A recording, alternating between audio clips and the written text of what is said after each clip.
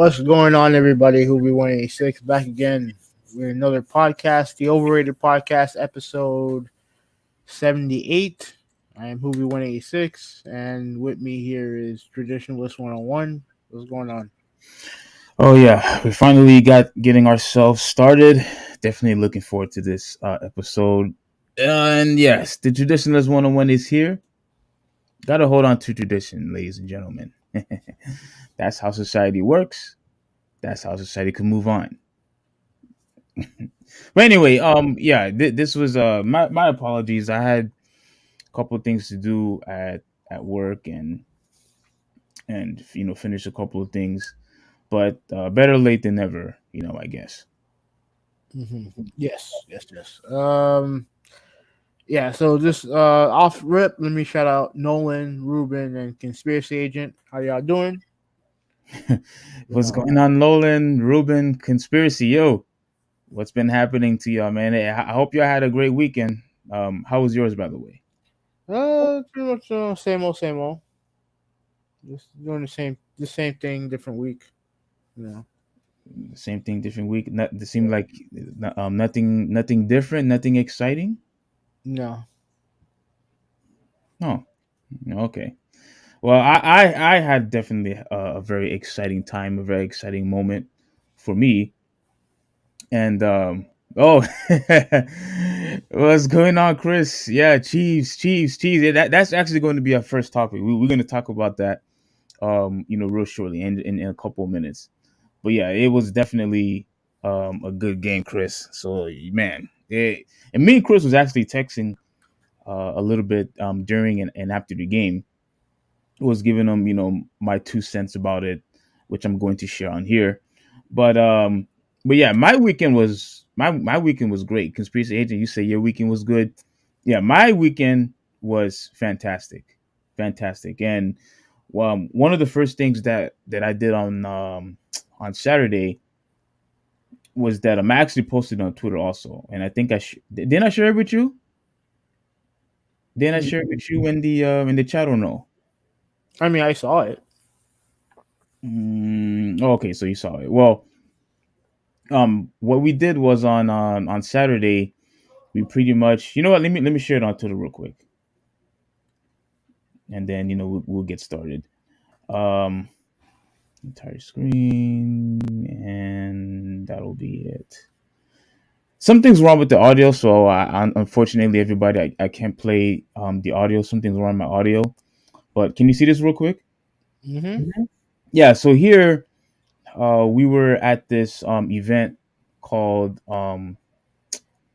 Life, like Love Life, and it's pretty much a church that that I was in. I'm not in the church, but a pastor had invited me to this event. So we were at a abortion clinic, and we were pretty much praying and trying to pretty much convince people to to choose life and to have their child have an opportunity to live. And what this thing really impacted me, because what happened, we didn't use any type of judgment or condemnation, or calling these people name, or trying to tell them that, oh, what you're doing is wrong. We didn't do any of that. All we pretty much did was just prayed.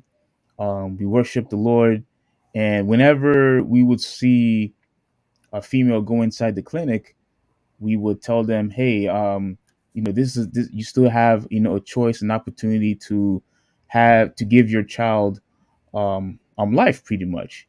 And it was very different because I kept seeing people going in and out of the clinic, and we only stayed for about an hour. We left, and after that, we got a good report that one of the a 17-year-old decided to choose to give her baby an opportunity to live.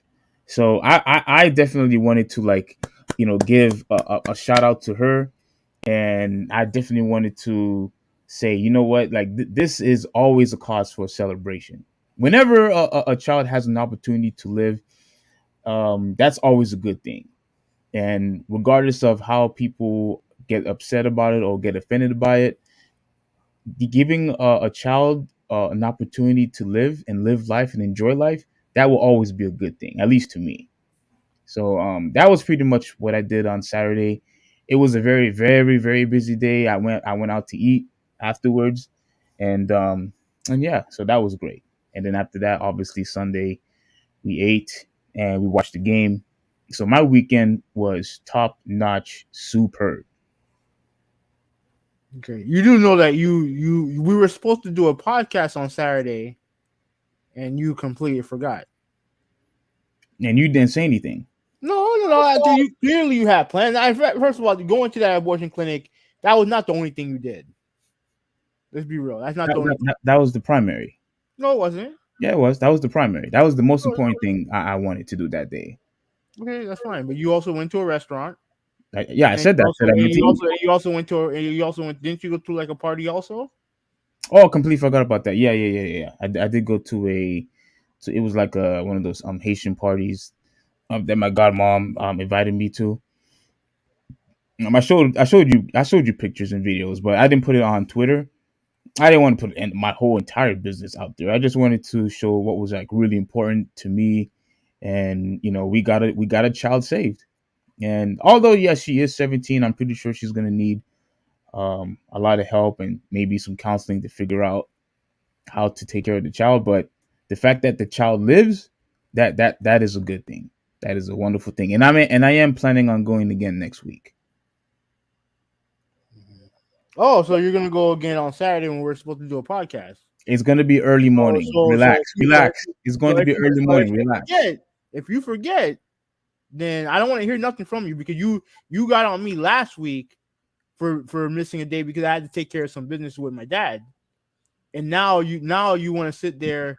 You had a whole day planned. You didn't say nothing to nobody, and you noticed that I didn't get on you until now because I'm all I'm doing is returning the favor. That's all I'm doing. I didn't go off on you when we missed the Yeah, you did. podcast last week. You did. I You're did. like, oh yeah, you did. You're like, oh, I requested the day off for this and all the other shit. Well, that was true. That was true.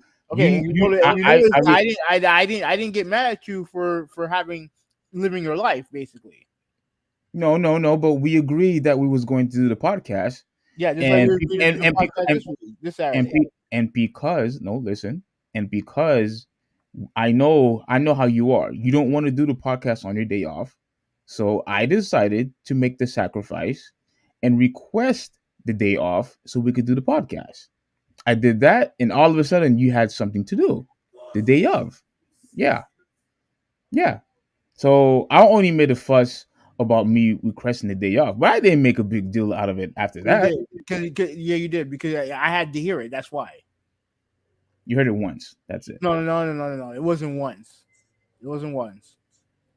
You only heard it one time. No, That okay. was No, okay. Anyways, yeah, I didn't do nothing this weekend, so all I did was watch the game. So we might as well get to that now. Um, pretty much, what were your thoughts on the game? well. First off, I thought the game was fantastic. Mm-hmm. It and I know a lot of people had said it was probably one of the best Super Bowl games. I guess for the past decade. I mean, I don't want to go and be a prisoner of the moment because there's been several great Super Bowls in recent past. There's been several great Super Bowls, but this one was definitely very entertaining. It was fun from the first quarter all the way till before the end of the fourth quarter. But we'll talk about that later, a little later, a couple moments later. But overall, I thought the game was fantastic. We had good offense, we had good defense, we had a variety of players and people who I didn't even know about. Was out there on the field. My goodness, the game was fantastic. What about you? Yeah, it was a great game. It was an excellent game. Um, really, I think really, you like Jalen Hurts had arguably one of his best games ever, and Philadelphia really, Turn off your phone. Put your phone on vibrate. yeah, like I know that like I know Philadelphia gonna get upset with the holding call, but at the end of the day, like they had their chance to win. They should not have lost that game. You think Mm. you think well, here's the thing though. Having that 10-point lead is really nothing new. The Chiefs has been going through that all season anyway. Yeah, Having but having a 10-point lead was like if they're up by two touchdowns or let's say a touchdown and a field goal, I can understand your point. But being up by 10, that's not a really huge deficit to overcome. understand that. But like when you give up a defensive touchdown and you basically give up a special team touchdown with that punt return, like you gave away pretty much 14 points. Yeah, That but you that fumble return for a touchdown that only tied the game. That didn't really do I mean, that's much fine. to tie the game. That's a touchdown that the offense did that their offense didn't score. That's the problem. Their offense didn't score that point. It was their defense, Hmm. and that hurt them. And the punt return hurt them. Yeah, the punt return. I think was the really huge difference maker in the game. That punt return wasn't it by I think it was by Tony.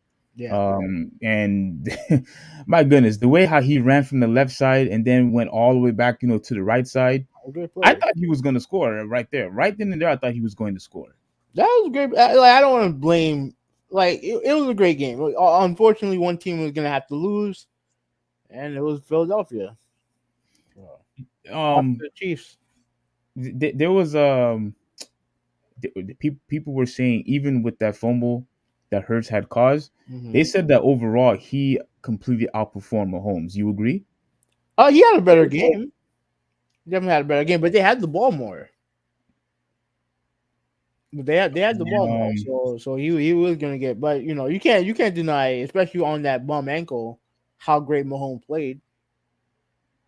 You bro, can't deny that.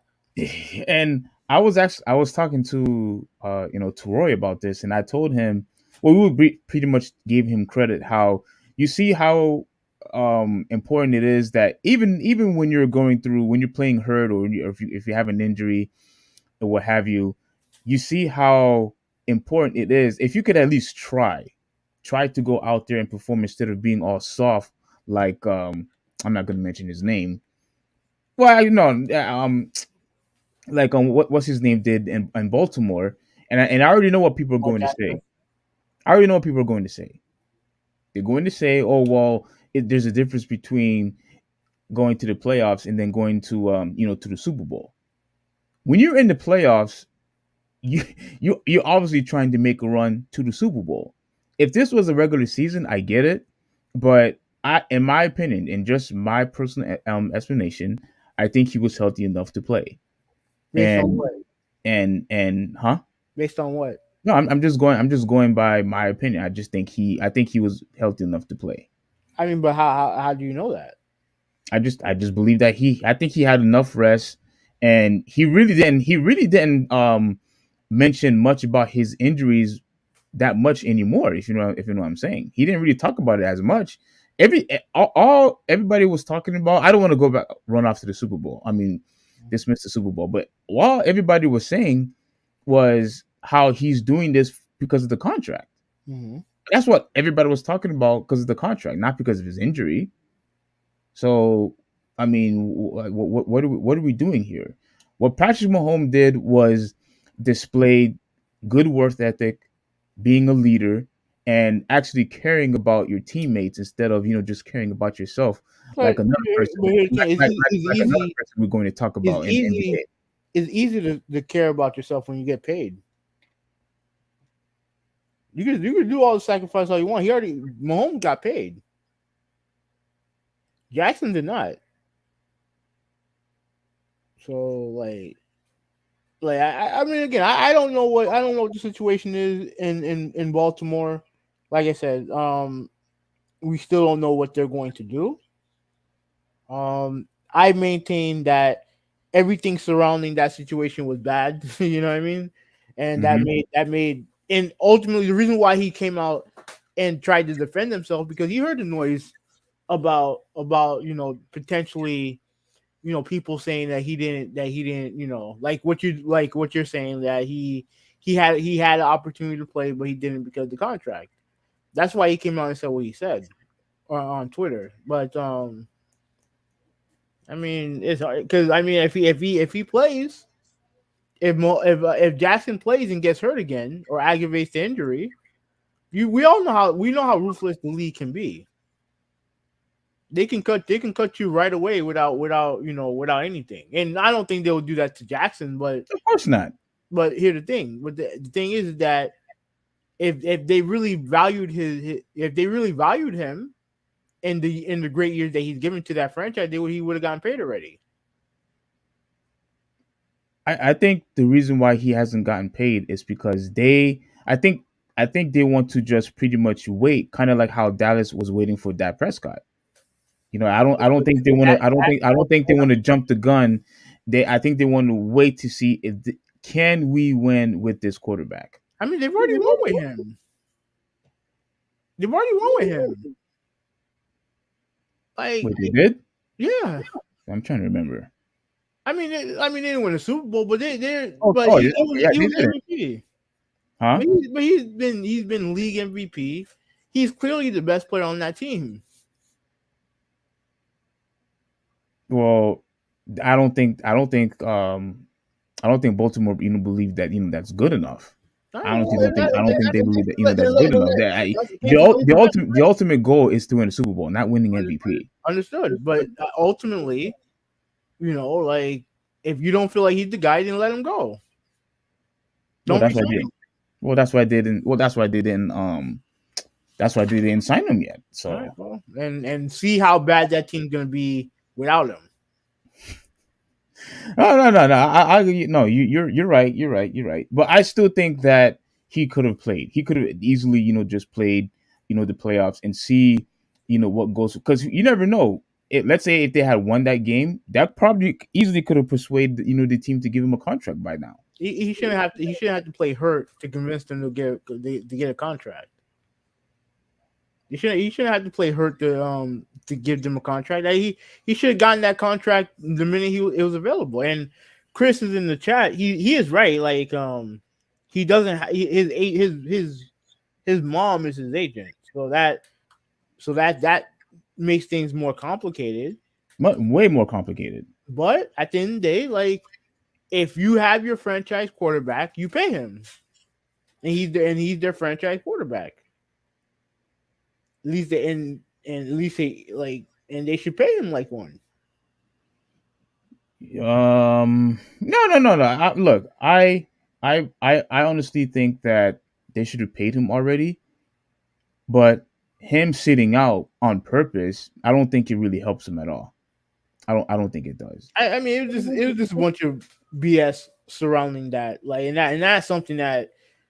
I mean, that's something that they're gonna have to get over. Like, it's gonna be interesting. But we're not talking about the Ravens right now. We're talking about the Chiefs, right? Yeah. That's why I was trying to prevent But from veering off from that. But yeah. yeah, but like I said, like, Philadelphia, like, look, they played it. They played a great game. Like, they did what they did all year. They dominated time of possession. The only thing that they weren't able to do is get to Patrick Mahomes, and you gotta give huge credit to that offensive line. Yes. They kept Mahomes clean, even with the bum ankle. They kept him clean, and at the end of the day, their playmakers just made one more play than Philadelphia's playmakers. Right. That's it. And yeah. And I was very, but the thing is, I was very impressed with both quarterbacks. I mean, clearly, both guys were healthy. Well, what happened with Patrick Mahomes? But I'm just saying, earlier on, before the injury, he was healthy, and both guys were pretty much dominant, from start. Yeah, Jalen Hurts really impressed me. I knew he was good, but like, he really impressed me that game. Really fantastic. And like, it's unfortunate. One guy had to lose, and unfortunately, it was him. Yeah, and look, I understand what you said when he had caused that fumble, and I forgot who the guy named that recovered it, Bolden or somebody recovered it. Yeah, I think that was him. Yeah, that was a mistake he made too. When you really think about it. Yeah, but other than that, he was spectacular. Like, I don't know if you remember that spin move he did. Um, I can't remember who he threw the ball to, but there was a move that he did where he did like a spin move. He threw the ball and then the receiver caught the pass. And I just saying to myself, now I'm not saying he's a Patrick Mahomes, but he is capable to do pretty much everything that Patrick Mahomes could do. Like, he's a very good scrambler, and if he needs to run, he will make sure that that is his last resort. If he really can't find anybody, that would be his last resort. Like, he really wants to focus on being a quarterback that stays in the pocket and tries to get his teammates involved, which what I appreciate a lot. But as you could see, he was manhandling that whole entire team in the first half pretty much by himself. Pretty much, but that dude was just running over people. I don't want to use that facetiously, but I think the way how he was just constantly running with the football, he really tried to win that game. Like, you could tell that he gave it his all. He put his whole entire body on the line just so he could win that game. And that was just unbelievable performance. And people also said that if they had won the game, he was going to be obviously win MVP, which yeah, that was obvious. Yeah, obviously. That was obvious. Like, he played great. AJ Brown played great. And yeah, everybody in that team played great. It was just a phenomenal performance. Go What ahead. are your thoughts on the holding penalty? Oh man, dude, I was watching that play over and over and over and over, just to see where I could say, okay, it was that call was justified, that flag was justified. Dude, I couldn't find anything. Mhm. I did see a little tiny like a grab, but it wasn't a grab and tug or grab and pull, in my opinion. Yeah, it wasn't egregious. It definitely wasn't egregious. If they wanted to, they could have let that go. They could have let that go easy, Yeah, but real easy. the guy who made the penalty, I forgot his name. He admitted that he grabbed him. He was Yeah. just hoping that they would just let it slide. So if he's saying that he grabbed them, then I really have nothing to complain about. Yeah, like, okay, let me show you real quick.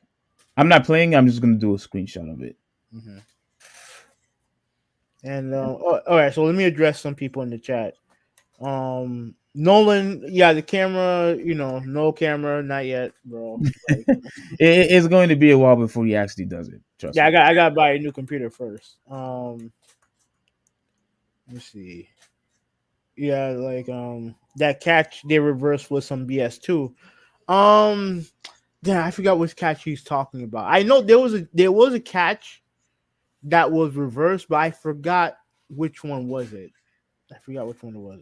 Um, And Chris Garcia, he said that it was a flag, zero impact on the game though. Defender even admitted he grabbed him. And no, I think it actually definitely impacted the game. I think it definitely impacted the game because once they got that first down, the game was pretty much over. They intentionally didn't want to score because they did not want to give the ball back. that's true. Right here, this one. Mhm. Like, to me, I don't, bro. It's just like how you said. This wasn't. Oh snap! This wasn't egregious. This wasn't egregious at all. Hold on, No, let me see. Yeah, I don't see anything that really warrants a flag. Like, no, he's I don't. still, Yeah, I don't think. I don't know if it's something that happened. Like maybe when number 9 was breaking out. You saw a yeah, little tug. yeah, Juju, like right there. But you could see that although he did touch him, it didn't really hinder his ability, from trying to get the ball. He didn't do anything to him. Like, it didn't really affect him that much, in my opinion. Yeah, but holding is holding. You know what I mean? Like that's just how it is. And if they catch it, they're gonna call it. Yeah, but they always let stuff like this go. Like, you rarely ever see them call throw a flag on this. Yeah. Like, this is nothing. This is nothing. I don't agree with this call at all. I don't. And like how everybody says that we have to allow the players to play football. And somebody said this on one of the sports shows, and I agree with him. He said it's really all about consistency. If you're going to allow them to play, let them play. If there was a full tug on the jersey, then I could understand you throwing the flag. But if you were allowing them to play throughout the whole entire game, in my opinion, this should have never been a flag. Absolutely not. And to me, in my opinion, what happened with Mahomes, first off, that was uncatchable football anyway. That was a bad pass. The Eagles did a very good job of adding pressure to him. He overthrew, the football over everybody. There was absolutely no way Juju Smith was going to catch that pass. Well, I think that's why they didn't call pass interference. They call holding. Nah, I think that was some BS. And you know how what people were saying, oh, it felt a bit anticlimactic because Yes, now we just pretty much now you just have to pretty much just watching them just go for the knee and then go for the field goal. Like it was kind of a letdown in my opinion. It was no, absolutely it did. definitely a letdown. It did. Right. I mean, I can't blame Kansas City. You know what I mean? Like how, how good. Even like, and Chris said in the chat that Kansas City outscored them 24-11. Kansas City still. I mean, Philadelphia still, if they wanted to, they could still move down the field if they wanted to, even afterwards. So if you're Kansas City, man, you gotta end it. You gotta end it quick. Well, I think what Kansas City did was pretty much use their own style against Philadelphia. Because if you remember, the start of the third quarter, Philadelphia had the ball for like 7 minutes after Kansas City had scored. Mm-hmm. Like they had the ball for a long time in the first half, and it seems like they were trying to have that same formula in the second half. But Kansas City, man, they seems to always find a way to win. And do you remember that move that Tony did where he was in motion? He Mm-hmm. ran left and then he ran back right, but and everybody ran to their right side on his left. Mm-hmm. He left it And wide open for the touchdown, right? oh my gosh, they did that twice. Yeah. I forgot who the other guy was that did that. They did the exact same play, but on the left side this time. Yeah, that's great. That's great coaching, and that's a byproduct of Andy Reid, who, in my opinion, best coach in the league right now. Whoever designed that play, oh my gosh, I gotta give you props for Yeah. that. Props to him, and props to Eric Bieniemy, who for some reason still is not a head coach. Like just you know, I figured if he was if he was white, he would have been in Oh there. my gosh, do not make this a race issue. No, I'm No, just being, don't I'm make just this being a race I'm just issue. being honest. Steve, like anytime you have an offensive coach who's that good, who's that popular, they get hired immediately. They hired immediately. So Hmm. does it make sense that Eric Bieniemy is not a head coach somewhere? It doesn't make any sense to me.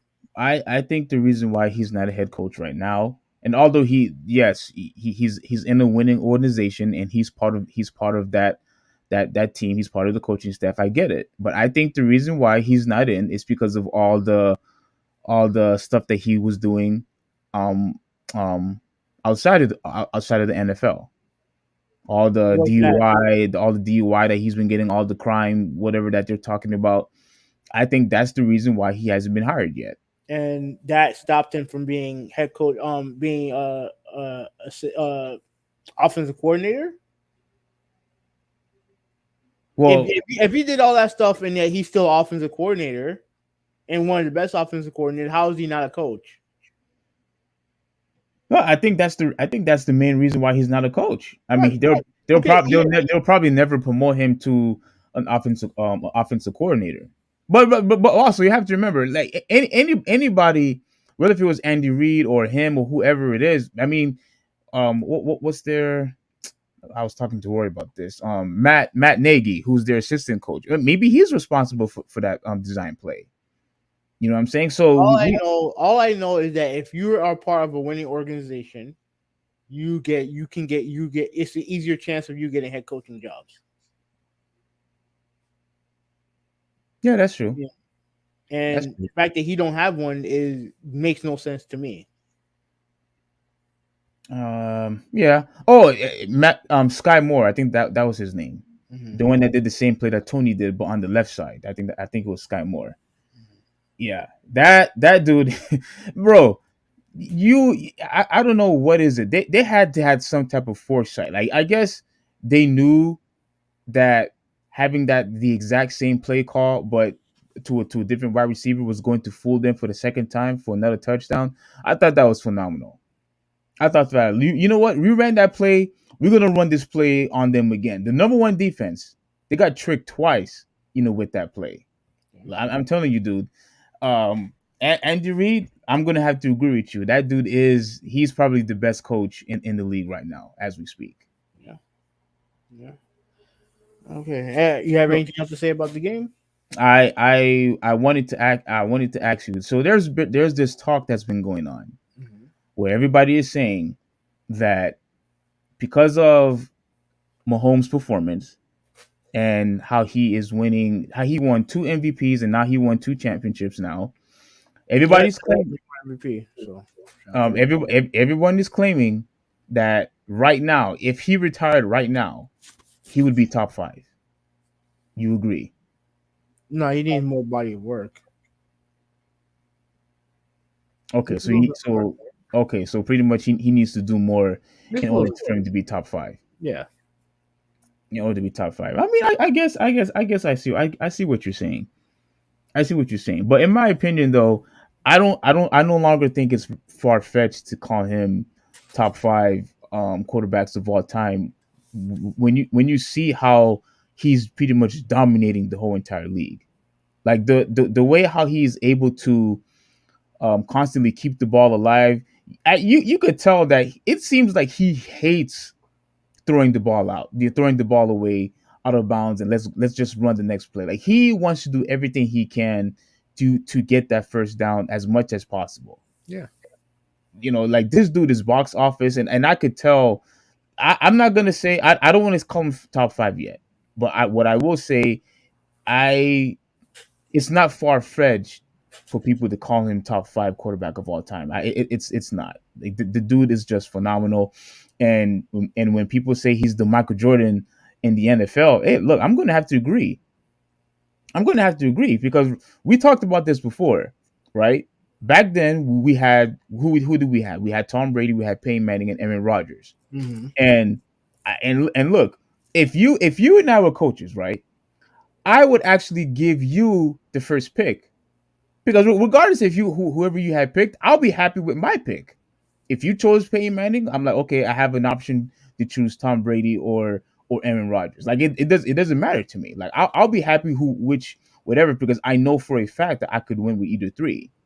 It's not like that with Patrick Mahomes. He is far beyond everybody else. And that includes Burrow, that includes Allen, that includes everybody. He is the true Michael Jordan in the NFL right now. It's not even close.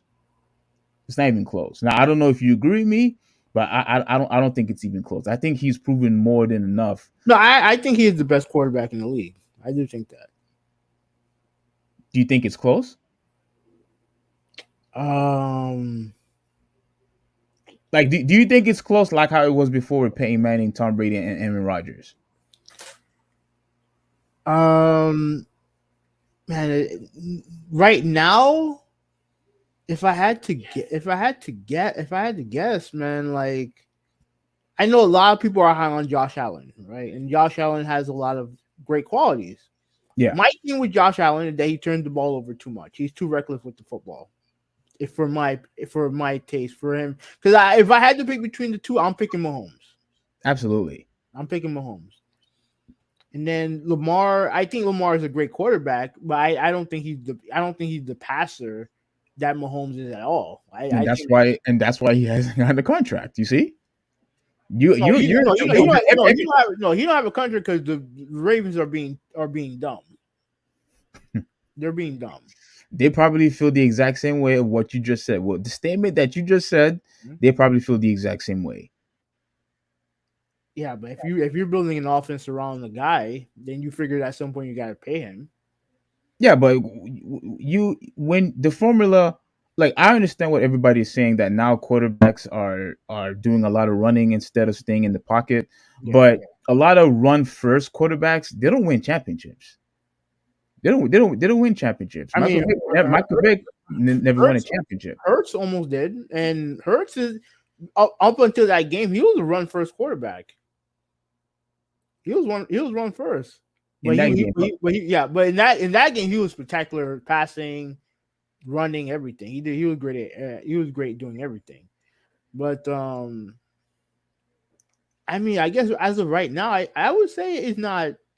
I guess I can say that it's not that it wasn't that's not close between Mahomes and whoever's second, right? Like I know a lot of people are high on Justin Herbert. You Yes, know, I know I am. yeah. Um, but then And Lawrence is, people talking about Lawrence now too. yeah. Lawrence was excellent. The second half of the year. So it's like, but right now, I mean, with Rodgers with Brady retiring, Rodgers on the decline, in my opinion. Yeah, I think Mahomes is the clear cut number one. Yeah, it's not even close, man. Yeah, and we have a lot of elite quarterbacks in the league, but I think Mahomes right now is the top of the food chain. Yeah, it's him, and then it's everybody else, in my Yeah, opinion. yeah. I guess so. I would agree with that. Yeah, and look, I want to also bring Hurts. Like you mentioned all these other quarterbacks. I think Hurts is proven to be in that discussion also. And there was an interesting stat that they displayed in that game where they said that he passed McNair's record. For what? I'm trying to remember what record it was. It was it was the most rushing yards that he had in a Super Bowl game, Mm. and McNair had that record for a long period of time, and then he just broke it in that yesterday. So now he's the top guy of having the most rushing for a quarterback in the Super Bowl. Like when you could do that and you could throw the ball accurately, man, that's dangerous for Steve, you there? Man, I think his internet is crapping out on him. Okay, I can hear you. I think. Okay, um okay. okay. So Chris said that he would be if he retired, he would be top five, already a Hall of Famer. Now I think he is a Hall of Famer already. He definitely is a Hall of Famer already. But as far as top five ever, I just think you just need just a little bit more body of work. Super Bowl or not, pad the stats a little bit, and you'll be top five of all. He's definitely on the right path. Let's just say that. Yeah, but he's already been to three Super Bowls already. Yeah, And he won two of them. yeah, and And became he'll likely be in more. But but if keep having great seasons year after year after year, like he'll be if he can have a combination of team success and individual success, then he'll be in the top five easy. He'll be top five easy. So yeah, are you still there? Because you're frozen. Your camera's frozen. Yeah, his camera's frozen. Hopefully he can get his thing back in order. Okay, you can hear me? Yeah, I could hear you, but for some reason my internet is going like in and out for some reason. Yeah. Okay. Well, I mean, I guess we're done with Super Bowl 57. Um. Yeah. Go ahead and stall for 1 minute. I want to make sure that the Ethernet port is fine. Go ahead. All right. So I'll jump into the next topic, right? And let me make one thing very clear. I don't give two flying fucks about Hogwarts Legacy. That has interested me, right? So to me, I just like I know the controversy surrounding the game. I understand a lot of people don't like J.K. Rowling. I get it, but to me, I just don't understand the controversy surrounding this game. I don't get it. Right? Like I understand it, but it's like if you just ignored it, because okay, look, there's no ignoring the impact that the Harry Potter series has on pop culture, right? So the game was gonna be huge regardless, right? The game was gonna be big regardless. And if you're going around saying that you're going to try to boycott the game, do this, do that, you shame people for buying the game, all you're doing is giving the game more pub than it already has, right? You're only giving it more attention, and to me, like it's not worth it. It's not worth it if you don't want to play the game, perfectly fine. I don't care about the game because I don't care about Harry Potter. Like I just don't care. But you have a lot of people who are shaming other people about buying the game because of what J.K. Rowling stands for. And for those of you who don't know, let me see if I can find a correct article. Let me see if I can find a right article, kind of talking about who this person is. Right, so she is the creator of.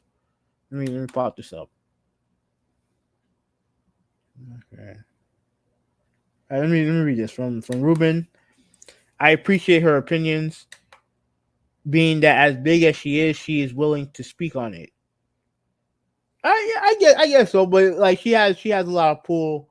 She has a lot of pull in that area. Like she's from Britain, so she's like if she has an opinion on something, I mean it is what it is. It's up to you as a consumer to decide whether or not the world that she created is worth exploring, even though she has views that may not be that she has views that you don't share, right? So you're gonna have to make that decision, right? So here she is, J.K. Rowling, creator of Harry Potter, a transphobia controversy, a complete timeline, right? So I'm not gonna go through the entire timeline, but this to say, she is very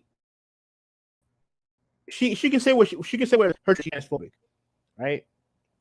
That's just how her mind works. It is what it is. Now, if you're someone who is either trans or someone who supports them, and you are a fan of Harry Potter, like at some point you're gonna have to try to come to grips with that reality. If it's something that you can deal with, then you deal with it. If it's something that you can't deal with, then you don't have to deal with it. It's not that big of a deal. What annoys me is all the grandstanding going on when it comes to reviewers, reviewing the game. You have other publications like what's that thing called? Digital Foundry, who at one point said they weren't going to cover the game because of J.K. Rowling, and then today come to find out that they actually are going to cover the game. You know, maybe because they realized that they're going to make a lot of money off of it. Let's be real. And it's just all the grandstanding is just like it's not needed. It's not necessary. If you want to play the game, play the game. If you don't, you don't have to. You don't have to be shamed to do it or anything like that. You know what I mean? All So right, I'm back. okay, how are we doing? I heard you say something about if you don't wanna play the game, don't play the game. Yeah, What were you talking about? talking about J.K. Rowling. Like this whole thing pretty much. Okay, so Hogwarts Legacy, for people who don't know, and let me try to get everything back with Steve on this. It pretty much is a Harry Potter game without Harry Potter, right? It's pretty much the Hogwarts is kind of like their, I guess, the place where they live and all the other bullshit. Now, mind you, I'm not a Harry Potter fan. I don't give a shit about the franchise, I'm not but either. yeah, but the thing is that it is part of the lore of Harry Potter, right? And Harry Potter, growing up, we all knew Harry Potter was a big deal. It was a huge deal. And a lot, and I'm sure there's a lot of people, especially those in the LGBTQ community, who are fans of Harry Potter. You know what I mean? But if you find out that the creator of a show that you love don't like you for whatever, don't like who you are, what you stand for, then as a consumer you have to make a choice about how can if you're going to support it or not. If you want to support it, then you can. Then you don't. You have a right as a consumer to support that product. If you don't want to support it, then that's fine too. What annoys me is the grandstanding, and I don't know if you heard this, is the grandstanding going on from publications and other outlets about the game, saying how this and that. If you buy the game, you support the game, then you're transphobic, and all the other stuff. And no, that's not the case at all. That's not the case at all. If you don't want to put money in your pocket, then that's fine. Don't buy the game. You know what I mean? But at the What end, what did the article say? Did you read the article already? this article is pretty much just a timeline of all her anti-transphobic views and stuff like that. Oh snap! Let me see it. It's right here. Oh, let me see this thing because I didn't know anything about this, and I was trying to read about it, but I didn't know anything about her being transphobic. You didn't Yeah, share it she's yet. yeah, she pretty much is right here. Oh, my bad. Let me put that up there. Pretty much what she is, she's a feminist. She believed that women are like real women are women. You know what I'm saying? Like That's not being that's a what. feminist.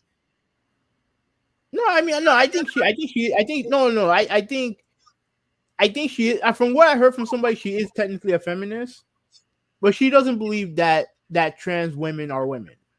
Pretty much. That's a fact. That's a All right, that's 100% fact. A that's trans fine. woman is Steve, not a Steve, woman. Steve, Steve, I don't care. I don't care about none of this. I That's don't care fine, about but none of I'm she is 100% correct on that based that. on biology, That's fine. based on reality. That's 100% true. That's fine. If people wants to get offended by it, that's fine. They could get offended. We are just not going to go down to the same delusions that you like to go to. That's all we're saying. You want to believe in the lie, believe in the lie. But All I right, want to Steve. go by truth and That, truth only. And I if don't give. that and if that Steve, I and if don't care. I don't care if you don't care. I don't I care. don't care if you That's don't not. care. That's not. That's not. And- That's not. That her look. Her views are actually not that important to the story. It really okay, is. what I'm trying to say is if people are going to get offended because of her telling the truth, then okay, then take your money elsewhere. If you have a problem with truth, take your money elsewhere. I don't care about that.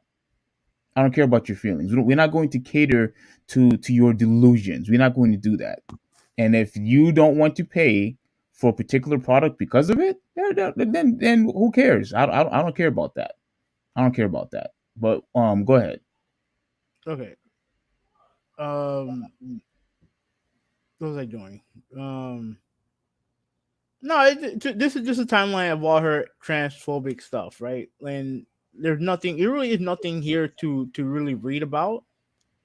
The thing is that at the end of the day, we know that this game is going to be uber popular because it's based off of a legendary franchise. So this idea that that you know that they were going to affect the game in any way is dumb to begin with. Like I said before, if you don't want to buy the game, don't buy the game. But this idea that you're going to shame people for doing it, to me is dumb. Just don't buy the game. That's it. No, go And scroll down a little bit. mhm. Yeah, you can keep talking. Just go scroll down a little bit. Was that your phone? No, my phone doesn't have that ringtone. Hmm. Anyways, where do you want me to stop at? Oh, okay, right. Stop right there where he said any statement to the contrary erases the identity, dignity of transgender people and goes against all advice given by professional healthcare associations who have far more expertise on this subject matter. I don't even know what's the point of this. Go up a little bit more. Okay. So transgender women are okay. Yeah. So transgender women are women. He writes any statement to the contrary erases the identity and dignity of transgender people. Like okay, like look, we're not going to go and debate about this, but there's never going to be a full agreement because everybody's going to have their opinions on this stuff and on Now, this now subject mind matter. you, the guy who you're reading is Daniel Radcliffe, right? He's the one that plays Harry Potter. He's Yeah, the main. he's Yeah, the he's the he's the main kid. actor. He was the kid, Yeah, right? That played us. yeah, Yeah. yeah. And that's what he said. This was what, a couple years ago, Hmm. and it's like, I mean,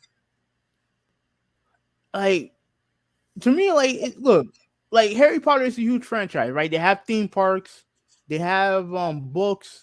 Obviously, they have books. They have all this stuff with Harry Potter in it. Like, and like I said before, if you don't want to support it, then that's fine. It's not a big deal. But the one thing that I wanted to show, and let me get to this, let me get to this, right? Yeah. Wired. Okay, there we go. Okay, this is the review for. This is the one that got a lot. This review got a lot of attention, right? From Wired Okay. review, and here's let me get rid of this. And this is the main thing. Review. There's no magic in Hogwarts Legacy. The game is mid at best, and its real world harms are impossible to ignore.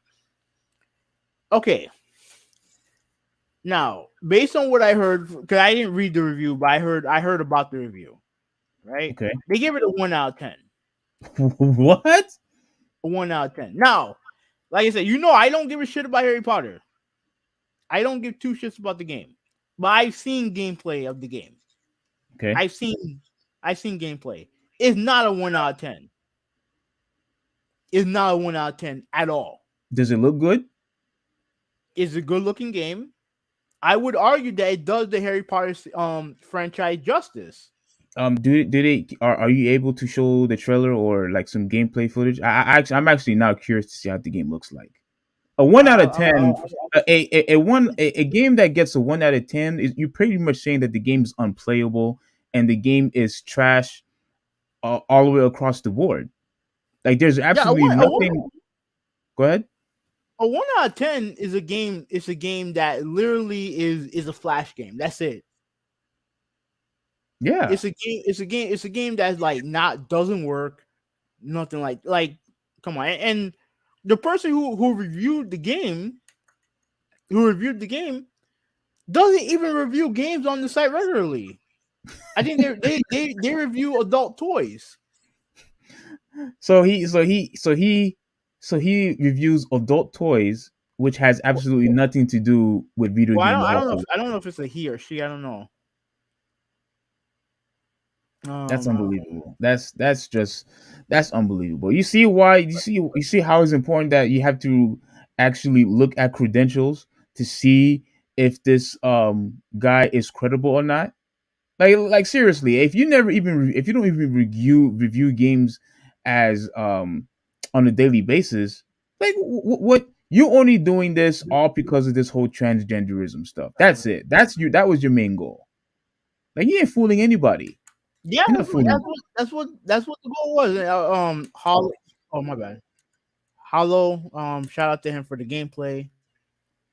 Yeah, But shout this out is to the you. game. Yeah, this is the game. The game looks This looks good. like a fucking 1 out of 10. Yeah, does this look at 1 out of 10 to you? No, Like, come on, bro. absolutely not. As someone who's played video games for like both of you, we have combined 60 years of playing games. We know a bad game when we see one, Yes. and this shit's not bad. This is not a 1 out of 10. No, and this and everybody that's watching this right now, in the chat, I'm pretty sure each and every one of you would say that this game looks phenomenal. Look, like you said, I don't care about Harry Potter either. I don't. I didn't watch any of the movies. I didn't read their books. I'm just. It's just I'm not really interested in magic movies that much. Yeah, I'm That's not why either. I don't go out my way watch Harry Potter. I don't go watch the Golden Compass. I don't watch Hobbit. I don't watch any of that stuff. Lord of the Rings. I don't watch any of that stuff. But I'm not going just because I'm not interested. That doesn't mean that I'm just gonna say, "Oh, it's a bad game" just because I'm not interested. And it's very disingenuous because you're pretty much lying to the whole entire audience just because you don't like the fact that what the person's position is when it comes to transgenderism.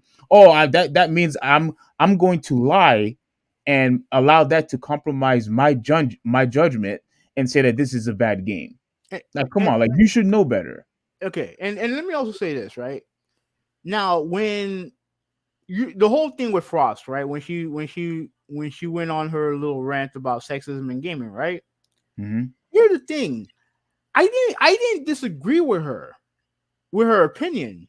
The problem that I had with what she said was that she took the time to address sexism when she should have been talking about how much Rockstar screwed over the online community of Red Dead Redemption.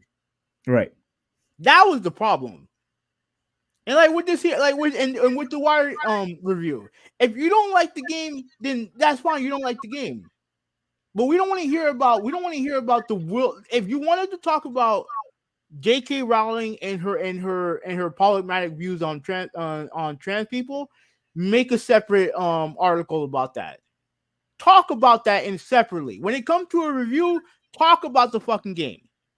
That's Exactly. it. Talk about the game. That's why G4 that's why Frost got the hate she got. That's why a lot of people get the hate they get. Because they instead of talking about the stuff that matters, they want a virtue signal. And the thing is that it's okay to do that if you want to create a more nuanced conversation. That's perfectly fine. But when it comes to game reviews, stick to the fucking game review. Stick to the game. Stick to the game. Yeah, I agree, and you could tell by just watching the game. Look, even if you never experienced the game, just by you watching, the game actually looks like it's fun to play. The game looks entertaining just by watching the visuals. Um, look how it runs. The frame rates, etc., etc. You could tell immediately. Oh, okay. This person that's making the review is clearly lying. He or she had a complete different agenda when it comes to this game. And you see, this is why you just cannot trust people online anymore because they have their own agendas, and all they care about is putting their point across by sacrificing good products that's out there that's actually there for people to entertain people pretty much. Like you're trying to ruin a whole entire franchise because of your stupid delusions. Like I don't get it.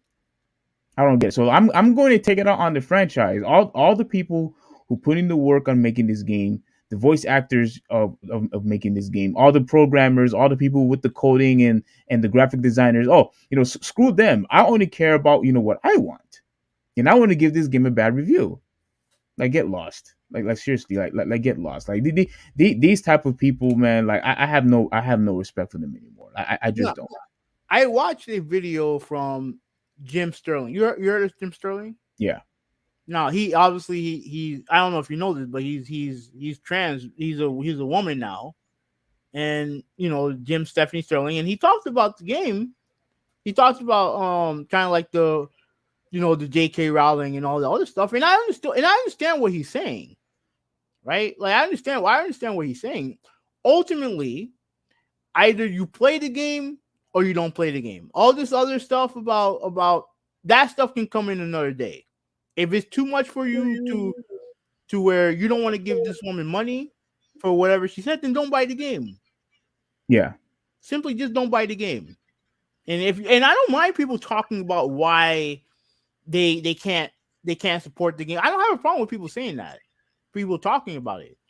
But the thing is that again, if you're going to review the game, all I want to hear about is the game. I don't want to hear about you. If you have an opinion on transphobia and all the other stuff, I'll wait for an article to be separate of that. When it comes to a review, I just want to hear about the game. That's it. Yeah, yeah, yeah. I concur 100%, because that's why I came here for. I came to see what the game is about. I came to figure out if this game is for me. I came to see, how good the game is. That's what I want. But I don't want to hear anything about um trans and other stuff. That's a completely separate issue.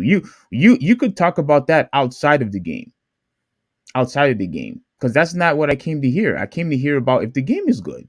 Now, granted, I'm not going to buy the game regardless. But like, if I had let's say if I had an opportunity, play the game for free, or something like that, then yeah, cool. That's fine. But I'm here to figure out how the game is, how the gameplay is, what the story is about. I'm not here for you to go on a rant talking about transgenderism and your stance on it. That's not what I came here to watch. I came here to watch gameplay footage. That's what I came here to watch, and reviews. So whoever that person is completely wasted his or her time. Let me see if I can find a name. Let me see if I can find a name. Because, like I said, like it's not like a 1 out of 10. That's you're just being disingenuous. Like, period. Yeah, you're lying to the Okay. whole entire fan base. You're lying to the whole people. You're lying to everybody, pretty All much. right, Janine Rodriguez Gray. So female. Not familiar with that person. Yeah. Okay. Okay. So this is her profile right here. Right. So, and to me, I just to me, I just think that if you want to talk about the real life stuff with J.K. Rowling, that's perfectly fine. I like I said, I don't have a problem with that.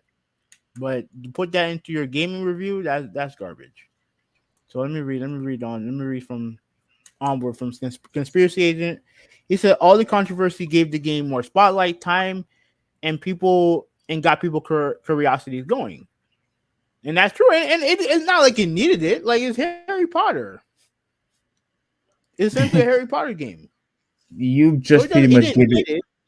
Yeah, you just pretty much gave it more exposure. Yeah. And if people are going to be now, you have people who are curious. Now you have people who are like, you know what? Is this game really a 1 out of 10? Is their game really that bad? No, no. All you're doing is helping the game from this day forward. Yeah. Conspiracy agents say it's a great game. I mean, look, again, I'm not a huge I'm actually have to go on the side with Hoovy 186 on this. I am not a Harry Potter fan, but I'm not gonna lie though, the game does look fun. The game looks fun to play, and if there's an opportunity for me to play the game without paying for it, yeah, I'll definitely give it a try. Yeah. All that transphobia controversy with J.K. Rowling doesn't affect the game in any way. From what I heard, it doesn't. Like, based on really, it's just money going into your account, pretty much. And if that's too much for you, then that's fine. Just don't buy the game. Don't buy the game, and it is what it is. All right. So he continues. Nobody is holding a gun to your head, forcing you to buy the game. Exactly. Ruben That's said, that's exact. Oh, go ahead. My bad. Ruben said, "Preach that hate. I love traditionalists." Like, well, I was trying to, but then you could see that Hoovy didn't want me to go, down that route when it comes to No, because the thing transgender. is that we've heard. First of all, we've heard that. I like every time you talk about trans or gay, I already know exactly what you're going to say, and we said it multiple times on the podcast. And It's like I'm going through. It's like I'm going through Groundhog's Day. yeah, yeah. Am I wrong though? You never declared if I was right or wrong. Is it? I don't care. No, no, no, no, no, no, no. Am I right or wrong? I don't care, Steve. Of Okay, course you do. Of course you do. Do you want to know why? Because you don't want to you don't want to revert back to the. Go Here's ahead. the thing, right? If I meet a trans woman, right, and I'm not going to disrespect her and say that she's a man. I'm Even not though that's going what to. she is. Even though that's what she is. Go But ahead. it doesn't bother me if I call her a man or a woman. It doesn't bother me. Then what you are doing is partaking in her delusion. That's what you're doing. I don't give a shit about that. I don't give a flying fuck about that. Like I don't care. Why should I care? Why should I care about how she feels about herself or how he feels about himself? I don't care. It's not and to me, based on what you want me to do, you want me to just disrespect them, just to protect my feelings. You're not disrespecting them. You're actually telling them what the truth is.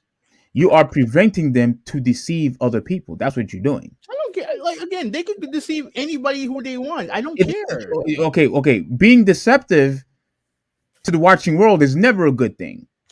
Steve. I don't give a shit about that, man. Okay, that doesn't mean it doesn't make my point less valid. It's still the No, truth.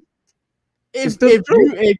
if you want to refer to them as men or by their biological gender, that's your business. I It's don't have to go through because want to know why? Because I base my life on what reality says. that. I base my life on what the Bible says, what God says. I go by truth. Now, Okay. if you want to pretend that you are also part of their fantasy land, part of their delusions, be my guest. You could do that, but I'm not going to, and don't force me to, because that's a violation of my free speech. I want to go based on truth. If you want to go based on a lie, who you win the six, you're free to do that. But I'm not going to go down that path that and you are, and that also doesn't mean that I'm being disrespectful. What it truly means is that they are lying. They That's are lying. No, no, no, no, no. that's where we Finish. that's where we Let me have the finish. disconnect. No, no. Let That's me where we finish. have the disconnect. They are lying. They are lying to you. And when you try to correct them, that's actually a good thing because you want people to go by truth. Why? Because it will affect society in a negative way if you're going to constantly allow these people to be deceptive in a daily basis. That's never a good thing. It's never a good thing. Okay. Anyways, okay. I conspiracy agent said, "LOL, I doubt that person who wrote that shitty article didn't even play the game." I guarantee you that that person didn't play the game. I guarantee you he didn't play the game at all. He or she didn't play the game at all. And that is why I say that you know what? It's time when we want to invest our money or our time on something and we're going to listen to, like, we have to make sure that we know what the credentials are. Like if the person is going to say that the game is bad, you need to you better give me, like, you know what? Later on today or this week, I'm actually going to read the review. I'm actually going to read the whole entire review or the video review and see what this person actually said about the game. Because I guarantee what the person is going to say doesn't match the gameplay. I guarantee it. All right. Ruben said it's at the very least a 7 out of 10. Yeah, and conspiracy agent said that every open world game is gonna have bugs, and that's true. But I haven't seen that many like game breaking bugs in the game. I haven't seen it. Yeah, but even if that's the case, though, conspiracy agent, like there's been a habit now of them actually fixing it up.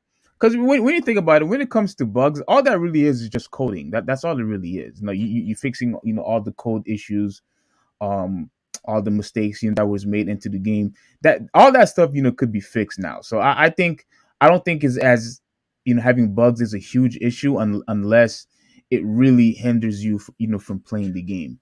Because one quick example, the game that I bought, um the plague crap, now I forgot the game that I bought.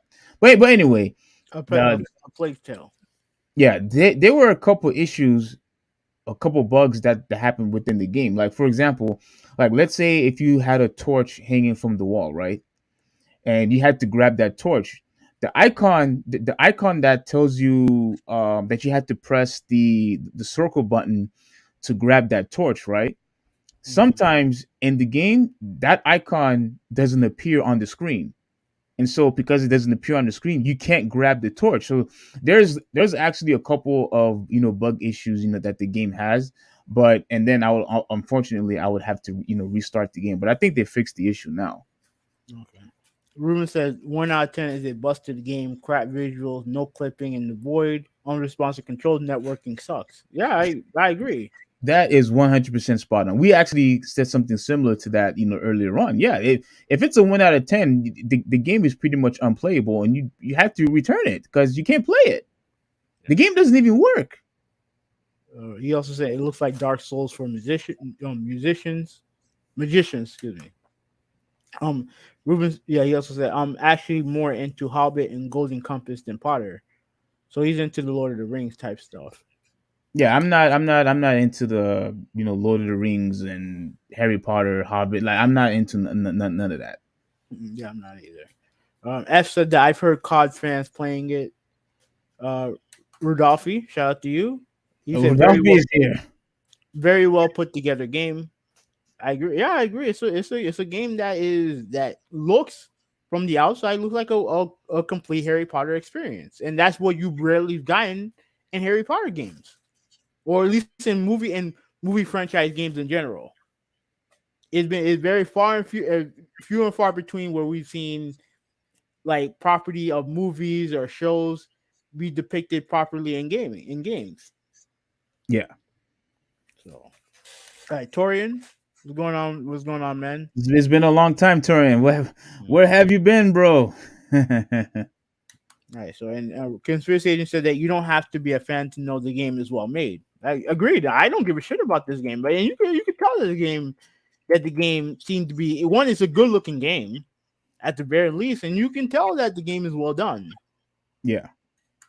And Torian said that the game looks good, but not much into witchcraft. Yeah, I'm not into that stuff either. Just not into it Um. either. Yeah. Yeah. Be careful with that, Torian. I guarantee. I guarantee you're going to offend a lot of people by calling it witchcraft or voodoo. You know what I'm saying? Because But that's what it is. I mean, technically, that's what it is. I mean, yeah, like anything that deals with magic. I mean, you have to just face the truth and say it. But yeah, I don't care what it is. It could be Harry Potter. It could be Enchanted. It could be whatever it is, and it's pretty much all the same thing. So, unfortunately, I think you're right, Hoovy and Torian.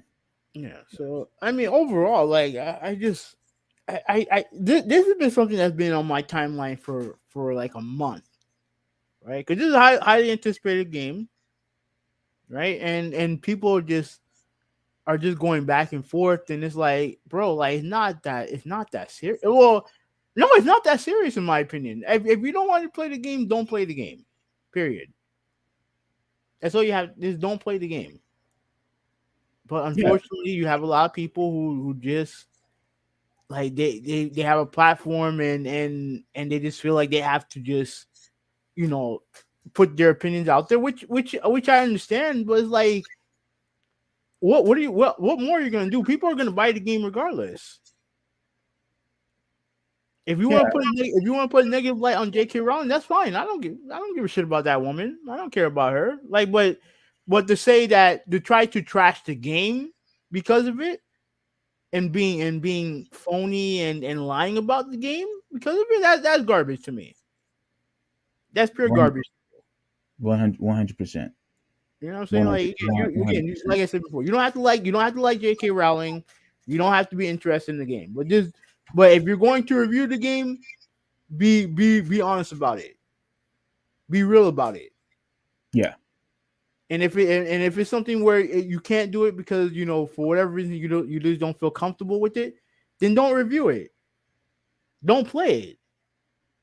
Just move on and play something else. yeah, yeah. I Uh, I'll, I'll, 100% I'll, agree. I'll give you the last word on this. No, like I think I pretty much said what I needed to say. If there's an opportunity for me to play the game, like let's say if let's say a conspiracy agent has the game and he wants me to borrow it, then I'll definitely give the game a try because the game does look appealing. It's just that I was just never really interested into that franchise. For some reason, I just can't get into these type of movies. I've tried, and I just can't get into it. Like the only one that I watched, and this because I'm being biased, is Doctor Strange. Like that's the only really type of magic type of movie that I would watch. But other than that, I'm just really not interested. And shame on the person for actually lying to people who are fans of the game just because of your ideology of your false premise of You know, and transgenderism. it's not even that. Like I said, I mentioned Digital Foundry. They said that they were not going to review the game because of the whole J.K. Rowling thing. And then today, the guy who runs Digital Foundry, or at least part of it, he said, "Oh, we're gonna review the game because that's our job." Bro, that's your job title didn't change 2 weeks ago. What changed is that ad revenue that you want. That's what changed. Yeah, So yeah, like you guys want to sit there and talk about and be pro trans people, but until that almighty dollar hits, yeah, like garbage. And then there's even a developer who worked on the game saying that he wished he never did. And I'm like, bro, really? Are you really going to say that? You're going to risk your career? You're going to risk your career just so you can appease a group of people? hmm You know what you were doing making the game. It's not like you just found out when the game came out what you were working on. Like, come on, bro. yeah, It's just the whole conversation surrounding the game has been just stupid, in my opinion. It's dumb. And it doesn't have to be that way. Like I said, if you don't care, don't buy it. absolutely, 100%. So, all right. So, conspiracy agent, I'll give him the last word. He said that that person's article is a 1 out of 10. Yeah, I'll actually go lower than that. I'll go lower than that. Oh, you go like a 0.1 something. Yeah, they're like wasting people time with your opinion pieces in a game reveal. Like no one cares. Yeah, And if you want to talk about it, then talk about it. But don't put that in. Don't lie to the people about the game just to appease your agenda. Like come on now. yeah. So yeah. Like J.K. Rowling is a billionaire. She don't give a Voldemort's ass. Right? Yeah. And to me that part. Look, like I said before, if you don't like her, then that's fine. Just like, I mean, bro, just don't give her your money. That's it. Just don't give her your money. All right. So this next topic, it actually is not really well, it is a topic, right? And it'll lead into kind of our final topic. But Tuesday night, I believe, a day after our last podcast, a day after I criticized you for your dumb tweet about LeBron James breaking the all-time scoring record, he goes ahead and does it on Tuesday, right? And you can tell he was going to break it on Tuesday. Yes. Because everybody was there. Everybody was there. Obviously, Kareem was there. Obviously, Dwayne Wade. Shout out to Dwayne Wade. He was there. Who else was there? Tons of celebrities, his friends, family. Everyone was there. Right.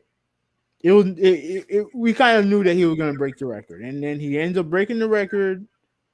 Big celebration. They stopped the game. Kareem comes out to the floor and honors him. It was a great moment. It really was. It was a great moment. Like, and to me personally, I actually was not going to watch it because I was at work. But then as the countdown, because ESPN did a countdown, because they figured that people would care. They did a countdown. And as he got closer and closer, I was like, oh, let me try to watch it. But I couldn't watch it because I didn't have a streaming service to watch it. So that was annoying. But I did see it on Twitter. And it was a great moment. It was a great moment. And let me also say this, right? Mm-hmm. I know how you are. I know that you hate all of a sudden over the last 4 or 5 years you hate LeBron James. I get You it. keep. I don't know why you keep saying I hate LeBron James. I do not hate him. I No, don't. I don't. I don't hate him. yeah, Now I I don't hated. mind. I don't mind. Now I still believe that he doesn't know anything a thing about politics and he doesn't know what he's talking about. That's fine. But that doesn't mean I hate him. Okay. He just doesn't know what Anyways, he's talking about. That's all. anyways, like I know it's the cool thing for you, Jordan Zealous, to shit on him, but let me give you some things that to mull over. Right now, he breaks the record in a year where he's averaging 30 points a game. Right. Okay. Unfortunately, his team still stinks. So like his team losing, right? And it is what it is. Their team's no good. Oh, you know what? There is one topic that I forgot to mention, but we can mention here. Well, it'll come up. Don't worry. I'll bring it up. Right Mm-hmm. now, even with all that, he's averaging 30 points a game. Right. Last 2 years of his career, averaging 30, which he never did prior to that. Right now, this guy came into the league, coming out of high school. Right now, not the first to come out of high school. You have Kobe Bryant came out of high school. Kobe Bryant didn't do much his first couple years in the NBA.